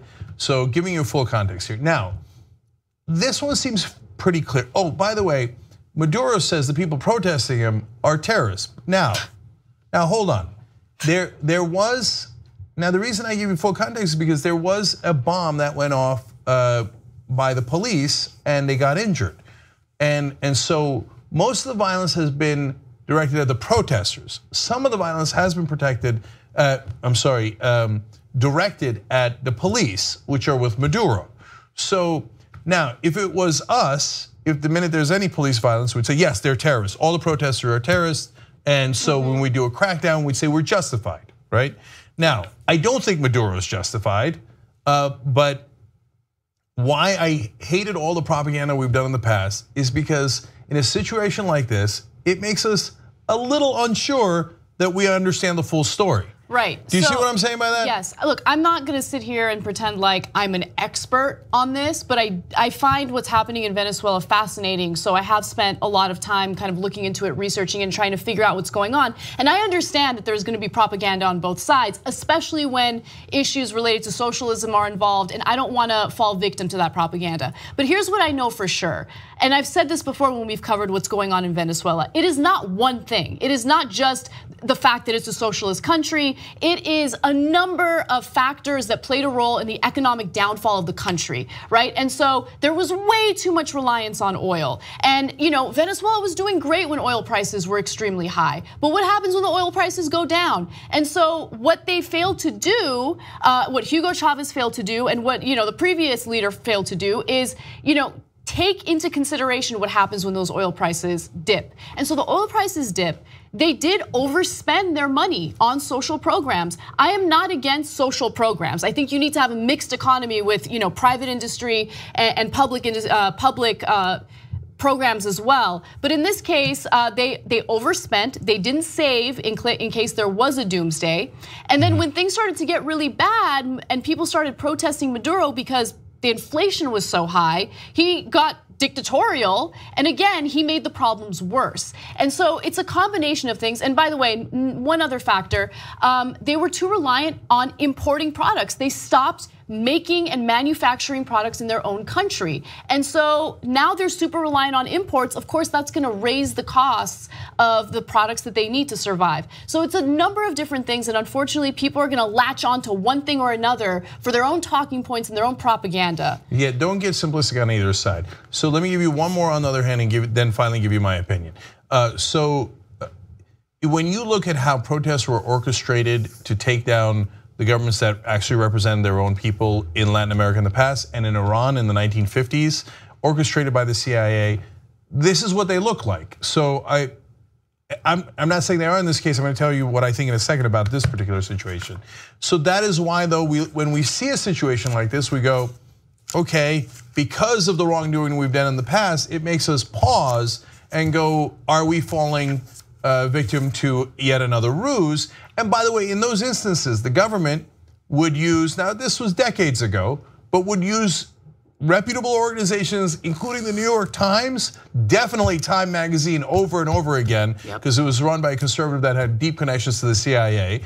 And they would put out things like, oh, the guys, the the democratically elected leader is dictatorial and there's protests in the streets. I mean, we did it with Panama, and look, we had economic interests with Panama. We wanted to have access to their canal, and I'm not gonna sit here and say that Noriega was a great guy, but why do you think the US was so interested in overthrowing Noriega? We had to deal with him in the first place with the CIA, so if we thought he was such a bad guy, why'd you make a deal with him in the first place? Exactly. And the list goes on and on, let alone all the why we called them banana Republicans in the first place, because we would do coups on behalf of fruit companies. Now, there is one other thing that is similar here is that sometimes the banks will then start saying we're not going to loan you any more money and put other financial pressure on, which would make some of these financial situations even more dire. That would make real people angry and then actually protest the government. And that's how you put pressure on a government. Now, having said that, in this case, looking at the totality of it, I don't think that's what's happened. And I based that on a number of things. Because Maduro, if you were genuine in this, you wouldn't have packed the Supreme Court, and you did. Again, it's oversimplifying a tiny bit to say that, but that was the effective of the decisions regarding the Supreme Court. And then if you've got an election where the opposition is not participating, you don't go, okay, I guess I win all 500 some odd seats. It's all mine. Oh, and by the way, I'm going to now change the Constitution and imprison my political opponents, which is what he's promising to do. No. Imprisoning your political opponents is not the right thing to do under any circumstance. Yep, according to CBS, Maduro wants the assembly to strip opposition legislators of their constitutional immunity from prosecution, and indicated he is eager to prosecute many more members of the opposition parties that control a handful of state governments along with the National Assembly, providing one of the few remaining checks on the power of the Socialist Party. And by the way, just to give you a little bit of an idea of how the public feels in Venezuela in regard to what just happened, opinion polls say more than 70% of the country is opposed to Sunday's vote. And so it's kind of amazing because 70% is opposed to it. It's just like America, right? Where you're like, but who's the other 30%? Like, where have you guys been and why do you guys feel that way? But anyway. No, but because Maduro says, look, the reason you're suffering is not because of me, but because of outside forces that are driving these economic problems in the first place. Now, again, I don't think the facts are on his side on that because they did not properly invest when oil prices were high, and they're doing price controls. Price controls and currency controls, generally speaking, especially price controls, are a disastrous economic idea. And now you can say, hey, Cenk, you're a capitalist, it's not fair. Look, we can argue over the words of capitalism, socialism, mixed economy. The reality is I think the government does some things better, military cops, but also education, healthcare. I think the government should provide healthcare so that you have equality of opportunity in education and just so you can live. I do think that companies make better sneakers and cars, okay? But when you do price controls, I've never seen it work in any economy. So you shouldn't be surprised that that decimated your economy. And he's pressuring 2.8 million state employees to participate in the elections, pressuring public employees to vote your way. And then they're giving out sandwiches. I mean, there's a host of things that they're doing that are clearly wrong. And when 70% of the country opposes what you're doing, it's not just some foreign journalists or foreign actors that are driving it. Right. Obviously, you've lost popular support in your country. And if you've got 70% opposed to you and then you claim, no, all the seats in the assembly are now mine, you know that's not a legitimate government. Right. So that's my assessment of the situation, but I wanted you to know all the sides. Yes, there's one final kernel to the story that I just want to get out. I know we've spent way too much time on it, but I thought this was hilarious. So Maduro wanted to make a point about how he has a valid ID and is allowed to cast a vote, right? And so why would he even want to prove that he's legally able to do so? Well, it turns out that he wasn't necessarily born in Venezuela. People are accusing him of being born in Colombia, which would essentially bar him from being the president of Venezuela, right? So he has this ID, he's about to cast his ballot, and the media is with him, and he's like, I have my ID, I'm about to prove, he's speaking Spanish, he's not speaking the way I am. Really? I'm giving him a Trump accent for some reason. Anyway, he's like, for a good reason. I'll explain in a second. Go ahead. Here's my ID. I'm going to prove that I'm allowed to vote. And so a reporter, let's go to graphic 7. A reporter takes out her phone and then scans the ID, and a notification comes up indicating that this person does not exist. So he's not in the voter rolls. He's not in the voter rolls. Because it turns out he might have been born in Colombia. He has, are you ready for this? Never shown a birth certificate. Oh my gosh, it's amazing. Now again, I don't know if it's a birther conspiracy against him, or he actually, in this case, was not born in Venezuela, which of course would not allow him to run Venezuela according to their laws. So, but boy, either way, even if it was just a mistake, that is a terrible mistake to make on election day when you're trying to prove how legitimate you are. Yeah. At a minimum, it shows terrible incompetence, which then is the second thing that connects him to Trump. Because the first thing is, in this election, and here we're just giving you a tiny bit of fun in an otherwise really dark story in Venezuela. Maduro somehow got his wife and one of his kids elected into the new parliament, into the new assembly. Okay. Wow. And then you think, third world country, having their kids help run the country. Oops. Donald Trump with Ivanka Trump in the White House, Jared Kushner running half of his policy, let alone George H.W. Bush leading to George W. Bush, helped by Jeb Bush in Florida to win that election. So easy to throw stones at Venezuela, and it appears that Maduro at least deserves some of that. But remember, we got a bit of a glass house here too. Absolutely. In fact, let's talk about that glass house right now. Poverty in Venezuela to poverty in the United States. All right. A group of vigilantes in San Fernando Valley, California have decided to help escort individuals who want to shop at grocery stores into the grocery stores to avoid panhandlers. In fact, panhandling in Chatsworth, California has gotten so bad that vigilantes feel like they need to take matters into their own hands and protect shoppers.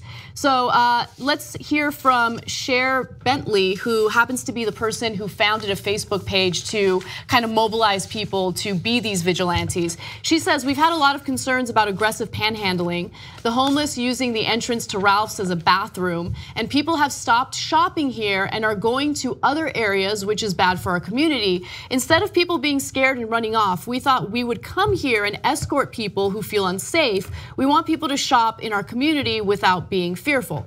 Now, I have, no hate for Cher. I hear what she's saying. She wants to protect shoppers, and that's great. But this is a symptom of a problem that we continuously ignore. And homelessness has increased dramatically in parts of the country, Los Angeles County being one of those parts. So one of the panhandlers in the area was interviewed by the Los Angeles Daily News. His name is Archer. He's a 30-year-old from Alabama with a moniker JTRA. He said he's a musician who plays guitar, bass, piano. He produces, sings, raps, and is a DJ and has gigs lined up and another job, but he doesn't make enough money to live in a residence. So people are, again, either living in their cars or living on the streets, even if they have jobs.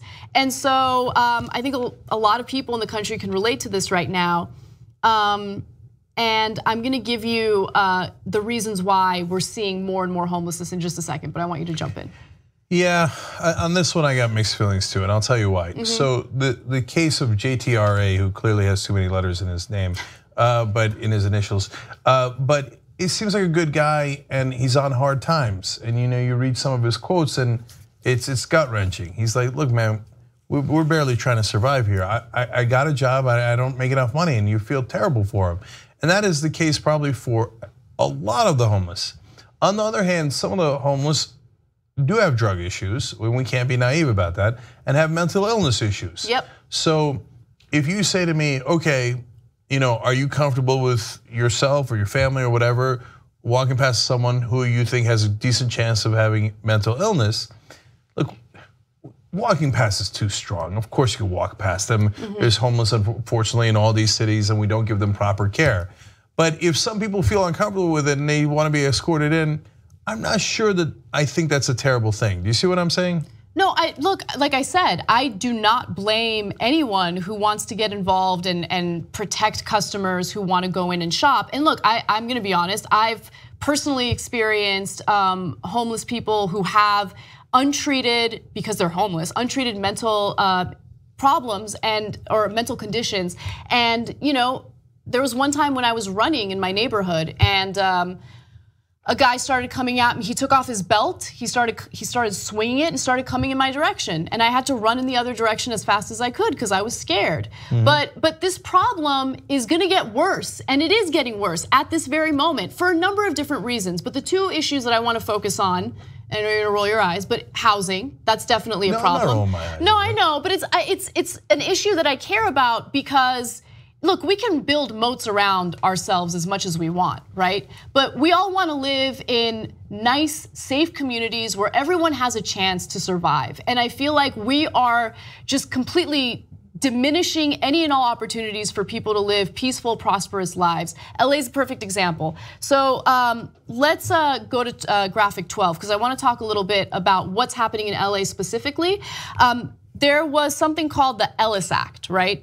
So the Coalition for Economic Survival found 638 Ellis Act evictions through the first half of 2017 in Los Angeles County. For the same time last year, there were 294. The Ellis Act basically lets landlords know if you have a rent-controlled building, you can go ahead and switch it from rental property to condos or to a hotel, or if you want, you can go ahead and demolish that building and rebuild it as luxury condos or luxury apartments. And that's what's happening right now. A lot of these rent-controlled buildings for low-income individuals are being demolished, and we're building these ridiculously expensive condos or apartments that people simply can't afford.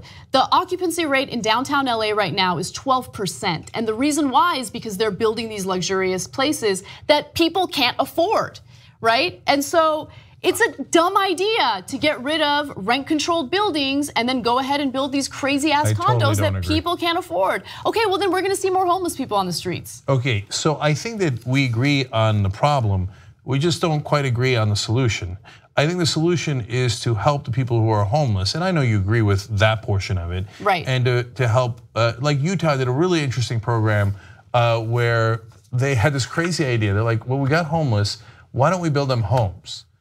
And I was very skeptical about it, to be fair, right? But it turns out, no, it worked. And it turned out to be a much cheaper solution. They built, fairly, obviously cheap homes, but they got them off the street, they got them some sort of housing, and it doesn't work in every case. If you have mental illness, you're not gonna stay there. But you can then provide a little bit more funding for mental illness, and that's a much better way to deal with the homelessness, I think, than saying to someone who has a property, you're not allowed to do X, Y, or Z with that property. No, look, and I get it, and I get that side of the argument, especially since my dad is a property owner, and that's his. He didn't save for retirement. He lives off his apartment buildings and the rent that he collects, right? And so I get it. It's super uncomfortable to have the government get involved and tell you as a property owner who poured all of your resources into these buildings, no, you can't do this or that, right? But there needs to be some sort of balancing act, and right now there is no balancing act. Right now the investors come in and they're like, we're gonna buy your building for double what it's worth because we wanna demolish it and we wanna build this. Because they think they're gonna make money. No, I know, don't think that's not a thing to balance. I mean, look, rent control, we just talked about Venezuela, how bad price controls are. Rent controls are price controls. Yeah, I like rent control. I don't think there's anything wrong with rent control. And look, I could make the opposite argument for mine and say they have rent control in New York. New York has not sunk. They exist. It didn't destabilize the market completely, but overall, I think that they affect the market in other ways. On the other hand, prices that are for buildings that are not rent control in New York are sky high for a number of different reasons. But could rent control have made the other apartments more expensive? It is possible. So I would rather address the homelessness than to deal with other people's property. I know, Cenk, but you need to make $106,000 a year to afford a 2-bedroom apartment in Los Angeles. I'm not even having a conversation about buying something, just renting a 2-bedroom apartment in Los Angeles. You need to make 6 figures, okay? If you are working as a social worker, for instance, which by the way is an incredibly noble job to take on, and you have gotten your master's degree and you are credentialed, you will put yourself through school, there is no reason why you should live in government housing. okay? And we're getting to that point right now. And just to give you another insane statistic, so there's been a 23% increase in homelessness in Los Angeles County since last year. That's a huge number. Yeah. So look, last thing is, I think this is the right way to have this conversation.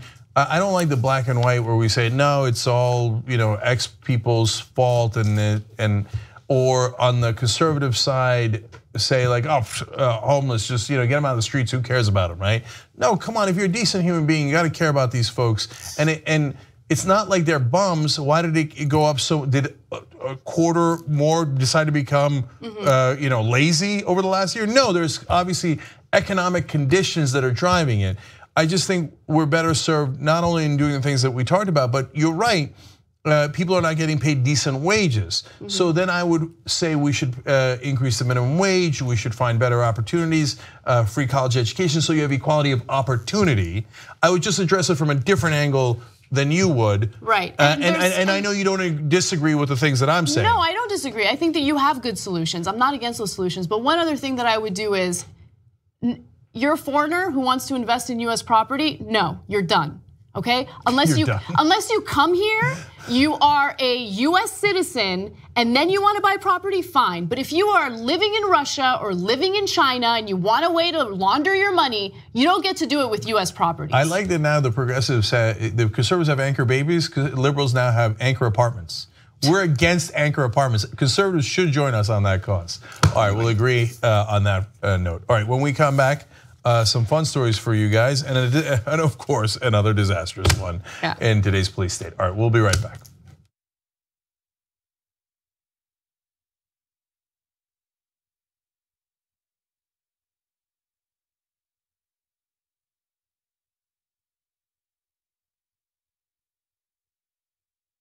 I have decided that I'm going to get ripped. Okay. What? Okay. Like physically? Yeah. Okay. What, you don't believe me? I 100% don't believe you. I will get so ripped, here's my prediction, that someone at TYT will say, Cenk, you've got to stop working out. We're tired of you winning. So you don't believe me? Cenk, you don't have time to do your daily duties for the main show. Duties. I don't even have time for your daily duties. Because what you guys don't know is how great my muscles already are. It's absolutely possible, but you can't have Leah run to the food truck to get you 2 different types of grilled cheeses with tater tots for lunch. You can't have that anymore. Let's see what happens. You also have to go to the gym regularly. Let's see what happens. All I'm saying is, let's see what happens. Have I ever been wrong about a prediction? Almost never.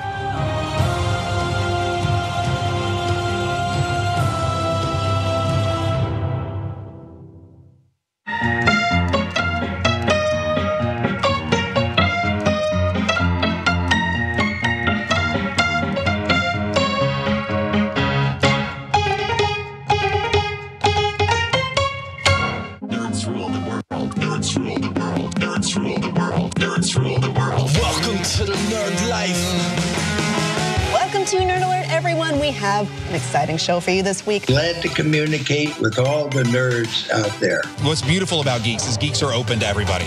That's the thing. It's so you got your thing, I got my thing. It's and if you're not, then you're a bad geek. Why did you choose Battlestar Galactica?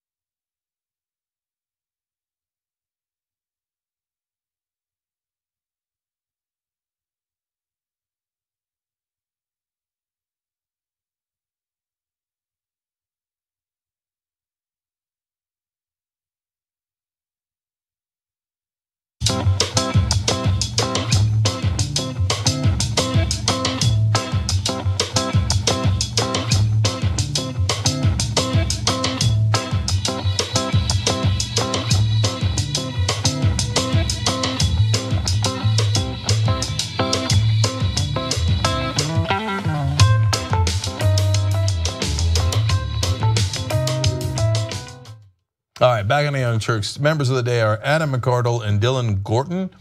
And all the members, as you know, get all the show downloaded anytime, commercial free, and post game as well. Maybe we'll talk about our weekend. What did you do anything interesting this weekend, Anna? Yeah, let's talk about our weekend. That'd be fun. All right, tytnetwork.com/join to hear the post games as well, to get all that. And speaking of which, Woke Poppy writes in. My favorite handle, by the way. And your favorite message in this case, Anna, you slayed at Politicon. Thank you. Yes, queen. Thank you. Okay. I appreciate that. You sure Woke Poppy isn't your husband? That'd be really funny. But no. But Anna did kill. Okay. Thank you. So that was the most clear debate at Politicon.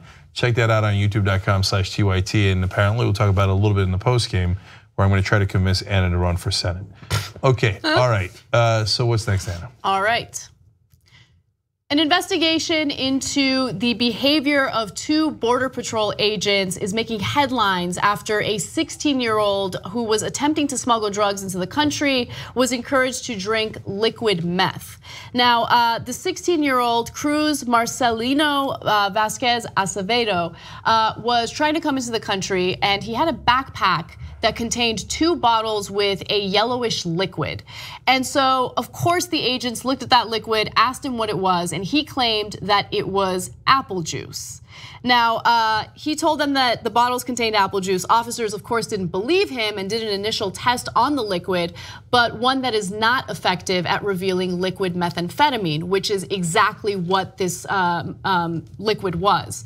And so, unfortunately, they encouraged him to drink the liquid, and now he has died. A couple hours after ingesting it, he died. I want to go to this ABC 7 news report because they give you a little more detail, and it kind of gives you visuals of what occurred. Take a look. Around 6:45 p.m., U.S. Customs and Border Protection says the 16-year-old Velasquez was carrying a bag filled of 2 amber-colored bottles. Velasquez was using his border crossing card. He's from Tijuana. Now, when asked what was in the bottles, he claimed them to be filled with juice. So at a secondary inspection area, they tell him to take a sip to prove it. The 16-year-old hesitates, then he takes a sip, then another, and then another, and then another. 4 in total of a concentrated liquid methamphetamine. Cruz later died. So that was from NBC 7 in San Diego. We'll have a full link to the full video in the description box below. Yeah, so guys, it's a terrible story. I think some of the stuff is clear, some of it is not. But first of all, let me tell you what happened next. He began sweating almost immediately thereafter, and then started screaming in pain. And he started shouting, "My heart, my heart," and that's according to the lawsuit filed by the family in California in federal court. Now, look, the video just came out, but we already know what happened in that case. The family won $1 million because of the reaction of the Border Patrol there. Now, I don't know to what degree those agents knew that it would kill him. I hope to God they didn't know that it would kill him. Is there negligence in not knowing that liquid meth, which is what you're trying to prevent? They thought it might be liquid meth. That's why they started it, stopped him. For them or their manager, like they should have been training. Like don't let them drink it to try to prove it to you, because they will die on the spot, right? And so, like, he started having reactions immediately. He died a couple hours later, as Anna pointed out, in the hospital. But to me, the part that was the worst was that rather than immediately seeking out medical attention, they placed him in custody. No, don't do that. The guy's, he's not faking it. He was trying to prove it to you that it was apple juice. It's obviously not apple juice. You're right, it's liquid meth, which you know at a minimum is really toxic. Get him some help, immediately. Right. That's what drives me crazy, is the lack of humanity in our reaction to There's a lot of lack of humanity, and I get it. What he was doing was wrong. You shouldn't attempt to smuggle drugs, and of course, Border Patrol agents should do something about that immediately. But the biggest issue right now is we had this insane like increase in hiring Border Patrol agents without proper vetting under the Obama administration, and the abuse perpetrated by them has been crazy, literally shooting and killing individuals who throw rocks at them, and also molesting women and girls who are trying to cross the border illegally. And so something needs to be done about that. It's a big problem. And they were not punished for this. Right. They paid the lawsuit, but they did not punish the officers. All right, we'll be right back online.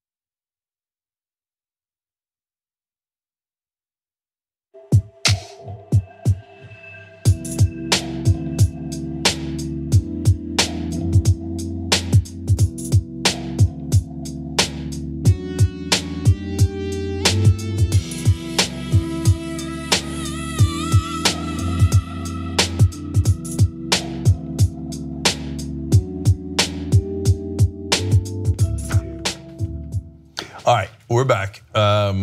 Let's go to Chris Christie. Okay. Oh, you know what? Before we do, I meant to say this earlier. Sorry. There was a couple more things similar that was similarities between Maduro and us. You know, I mentioned the Bushes and the Trumps, but to be fair, I should also mention the Clintons. Mm-hmm. They're like, oh, he put his wife in the assembly. How corrupt. Bill Clinton, Hillary Clinton. But we're all good. Right, that's why it drives me crazy when we do third world shit like that. Yeah. And so, you guys might be really upset with me. I don't want Michelle Obama running ever. Okay, I'm not gonna prohibit her from running, right? But enough with the dynasties. Right. And Jesus Christ. Well, right? yeah, and look, you obviously have an unfair advantage if you had a family member in office and then you decide you want to run for office. That name recognition didn't really work to Hillary's favor, though. But anyway, it's a little. It did in the primary. Well, it was the only reason why she won in the primary. Right. I mean, I think the reason why she won in the primary is because of manipulation by the DNC, right? I understand there's all those factors, but the name recognition is what Bernie couldn't overcome. Yeah, you're right. You're right. Okay. Anyway, so last thing on the similarities is that, he's now saying he's going to lock up his political opponents.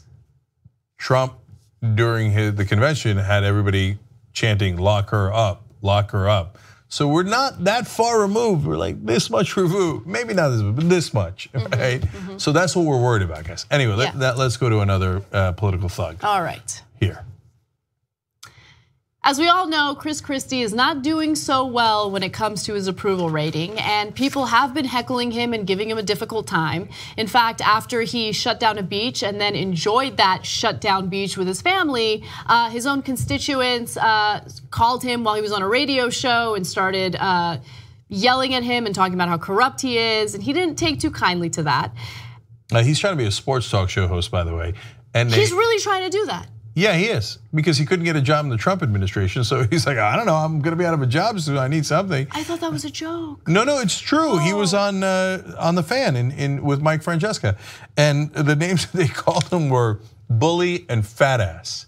Look, you're in the New York, New Jersey area, man. You think you're gonna go on sports talk and when you have a popularity of 15% and dropping, and you're not gonna get hammered? What planet do you live on?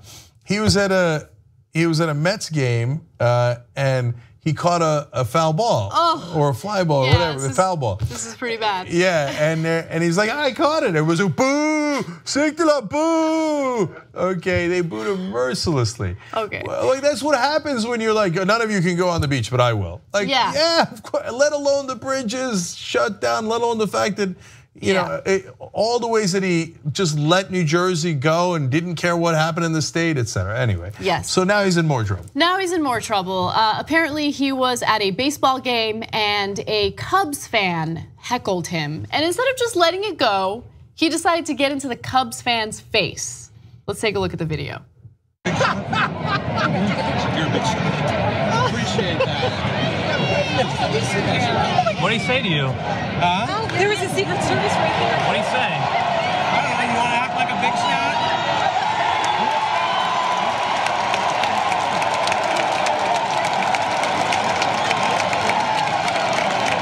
So the man in the video is Brad Joseph. He told a local station, WISN, that Christie confronted him after he told the New Jersey governor that he, quote, sucked and called him a hypocrite. Christie initially asked the fan if he needed another beer before calling him a big shot. Okay, it's not a flattering picture of Chris Christie with the nachos or whatever that was, the cheese nachos in his hand leaning over. But I'm gonna pardon him. Like, so the guy got under us again. You're a governor, you shouldn't let that bother you. And if you're gonna go to the ball game, I don't know if you know this yet, people hate you. And it's a ball game, they're gonna say bad things. Let it go, eat your cheese nachos. But you know, he didn't do anything that bad. He just yelled back at the guy. I know. Look, so what? I think what he said to him wasn't that big of a deal. In terms of optics, it looks really bad. But he's not going to run again. I don't think he's going to run again. So I guess he doesn't care. I hope he does. Right? This is another flexing of power, right? Yeah. If Joe Schmo was walking down and you're at a Cubs game, it was Milwaukee Brewers and Cubs, I guess, right? So if it's in Milwaukee, I think. If somebody's walking down with a Cubs jersey on, you'd be like, oh, Cubs suck. And that guy turns around and puts his face in your face like that and says, you need another beer? You know what's gonna happen? A fight, sometimes. So if the guy stood up and said, yeah, because you're not gonna get in my face and look down on me, because that's what a lot of guys do, especially drinking ones at baseball games. Oh, that's a good point. And if a fight happens, whose fault is it? The guy who was starting the fight, which was Chris Christie. People yell all the time at baseball games. It's a great point, because if you notice, the lady in the background said, oh, that was his Secret Service. Now, it's not, because he has nothing to do with the president. But it was, I'm sure, his security. Right. And it's one thing to be a tough guy at a ball game if you're just a regular schmo. It's another thing if you got security behind you and you're the governor. What likely would have happened, and I'm not saying it should have, in a situation like that without your security behind you, is those cheese nachos would have been all over your shirt. You know, like, oh yeah, I'm a big shot, you're a big shot, boom. Okay, and the nachos are all over the place. And then, you know, don't do it. It's a bad idea. But yes, you do get to, you know, boss people around a little bit more when you got official security behind you. Right. So that's the only part that's a little, but still, it's too late. I already pardoned him. Okay, as long as you say that, then it's fine. Yeah, and my favorite Chris Christie sports story, and that's why I really want him to be a sports talk show host, so I can laugh and laugh and laugh, is of course when he was trying to hug Jerry Jones, the owner of the Cowboys. Dude, you're representing New Jersey. You're in an owner's box with the Cowboys, and then you're like pathetically trying to rub up against him, and he doesn't even want it. That's embarrassing, dude. So that's worse than anything that happened at this game. And what is it with Chris Christie that he won't go to, like, why is he always at other people's games? This is Cubs Brewers. What does that have to do with New Jersey? Who cares? I know. Yeah. I pardon him for going to the game, have some fun. Doing research for sports broadcasting. I do not pardon you for trying to rub up against Jerry Jones. Yeah. By the way, one final thing. Look, I don't feel much sympathy for him because he's a bad guy, but I think what we just saw perfectly, like, it just gives you an example of why I think fame sucks. Right? Because no matter what, even if you're not a bad person, someone's gonna find some reason to hate you. And so being in public places like that, you put yourself at risk. Someone's gonna get on your nerves, or who knows, someone might be crazy and actually try to hurt you. Like, fame sucks, it really does. Okay, yeah, I hear you. Like JR pointed out, in his case, you also have more power, but that's okay. All right, what's next? All right, freedom of speech story that I love. A Trump supporter has decided to threaten people who planned on protesting Trump's West Virginia rally with gun violence. and now he's being investigated by the FBI. His name is Dana Capron, and he posted on a number of different platforms, including an article on The Hill, Facebook, Twitter, all over the place. Let me give you a taste of some of the stuff he's put out there. So he said, calling all armed conservatives, if we go, then we go armed, not for the rally, but for the protesters. Let's give the protesters what they want. Those who ride, then do so, and those who can drive, do so. Bring everything you have or can bring. We start with anyone blocking the streets, then we clear the protesters out, and once and for all. Okay, so, and he says, by any means necessary, let's show them that this is not California, and we deal with protesters faster. So he's saying, like, let's shoot the protesters. Let's do away with them by any means necessary, especially if they're blocking the road. That's funny. When Malcolm X said by any means necessary, I was told that he was a thug and a potential terrorist and a radical. And I was told that that's exactly what's wrong with some black activists. So interesting that some right wingers have decided that is the right way to go. Let's go to graphic 20. His social media accounts have been deactivated, and Downtown Huntington reported that his Facebook post was under investigation by local authorities and federal authorities, including the Secret Service and the FBI. And just to give you a few other examples of things that he has now deleted, he says, if Michael Moore wants to rise up, then let us take our arms and let us take, okay. If Michael Moore wants to rise up, then let us take our arms and rise against him. His death will be sweet, kill them all, #zero sympathy. Okay, so let's just talk about free speech for a second, because I hear a lot of crying and whining from conservatives when it comes to college campuses protesting certain speakers. Now, I don't think that college campuses should ban speakers, regardless of what your political ideology is. Let everyone come, give their speech, and it's a free marketplace of ideas. Just because you disagree doesn't mean someone should be banned. But I don't see Milo Yiannopoulos or Ann Coulter speaking out about what's going on here. People are allowed to protest. That's protected under the First Amendment. And saying that you're gonna go ahead and shoot and kill individuals because they're protesting your dear leader is absolutely absurd. But no one cares about that. No one speaks out against that. Yeah, and now look, the authorities are looking into it, so that's a good thing. The Secret Service and FBI, et cetera, because threatening to kill people is a crime. I'm gonna tell you only one funny part of the story, and then I'll move on to some of the more serious stuff. In one of his unhinged posts on the Federalist website, he wrote, liberals don't own guns, they're all in the dildo movement. Which, by the way, that sounds fucking fabulous. Okay, I don't like, where do they come up with this stuff? Okay. What's wrong with dildos? I don't know. Anyway, so, but most of it was deadly serious. In another post, he said there'd be a lot of so-called innocent liberals face down dead in the streets, and that would be a welcome sight to me, referring to something that he wanted to do. Right. But one thing I want to point out to you, and it's so ironic, this happens all the time, is in another post he said, they want all of us dead, referring to liberals. They want all of us dead and our children's blood splatter all over the roads so they can dance in it to the devil's tune, okay? So, and it goes on and on with all these terrible things. I have to finish that. All Christian women who are pregnant, let's bring it back up. All right, all Christian women who are pregnant will be rounded up and forced to have an abortion, then taken to the courtyard and shot in the back of the head. What? What? Any man found to be a Christian will be shot where they stand, even in the churches. We will have to hide our faith, Bibles, and guns. Like, that's, members of the right wing think these crazy things right now. Yeah, and so of course it's not all the right wing, but the constant propaganda has gotten, and the fear mongering has gotten them into a state of, some of them into a state of panic. And oh my God, what are we gonna do? There's a dildo movement and it's gonna kill all the Christian men in the churches and it's gonna kill all of our babies. Meanwhile, the only person actually threatening violence is him. And the reason I brought it up is the projection. Let's go kill all the liberals. Liberals want to kill us. No, nobody said they wanted to kill you. Liberals are for nonviolence and for peace. They're like, oh, those guys are all for what, the peace movement? Oh yeah, they're deadly. Let's murder them first, right? No, man, it's unfortunately some unhinged portions of the right wing that are obsessed with guns and can't wait to use them, and especially on protesters. And again, protesters are exercising their First Amendment rights, and the ones that the conservatives claim to care a lot about.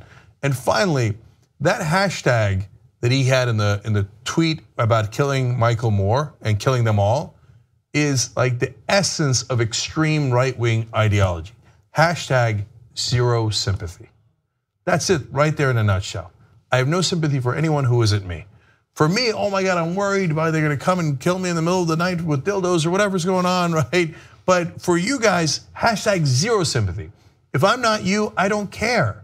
Okay, you're struggling, that's your problem, bootstraps. Yeah. Right? You don't have health care, don't care, you're not me. Hashtag zero sympathy.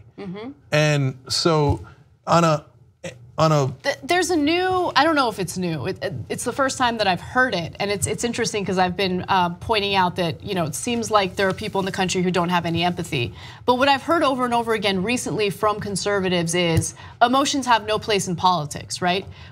Which by the way is, I know that surface level that sounds like it's about right. Yeah, you shouldn't put your emotions into it. But except in order to be an effective leader, you have to have compassion. You have to have empathy. Those are emotions. And if you think that those are bad emotions and people should be void of any and all emotions, well then you're gonna have a sociopath running the country, which is what we have now.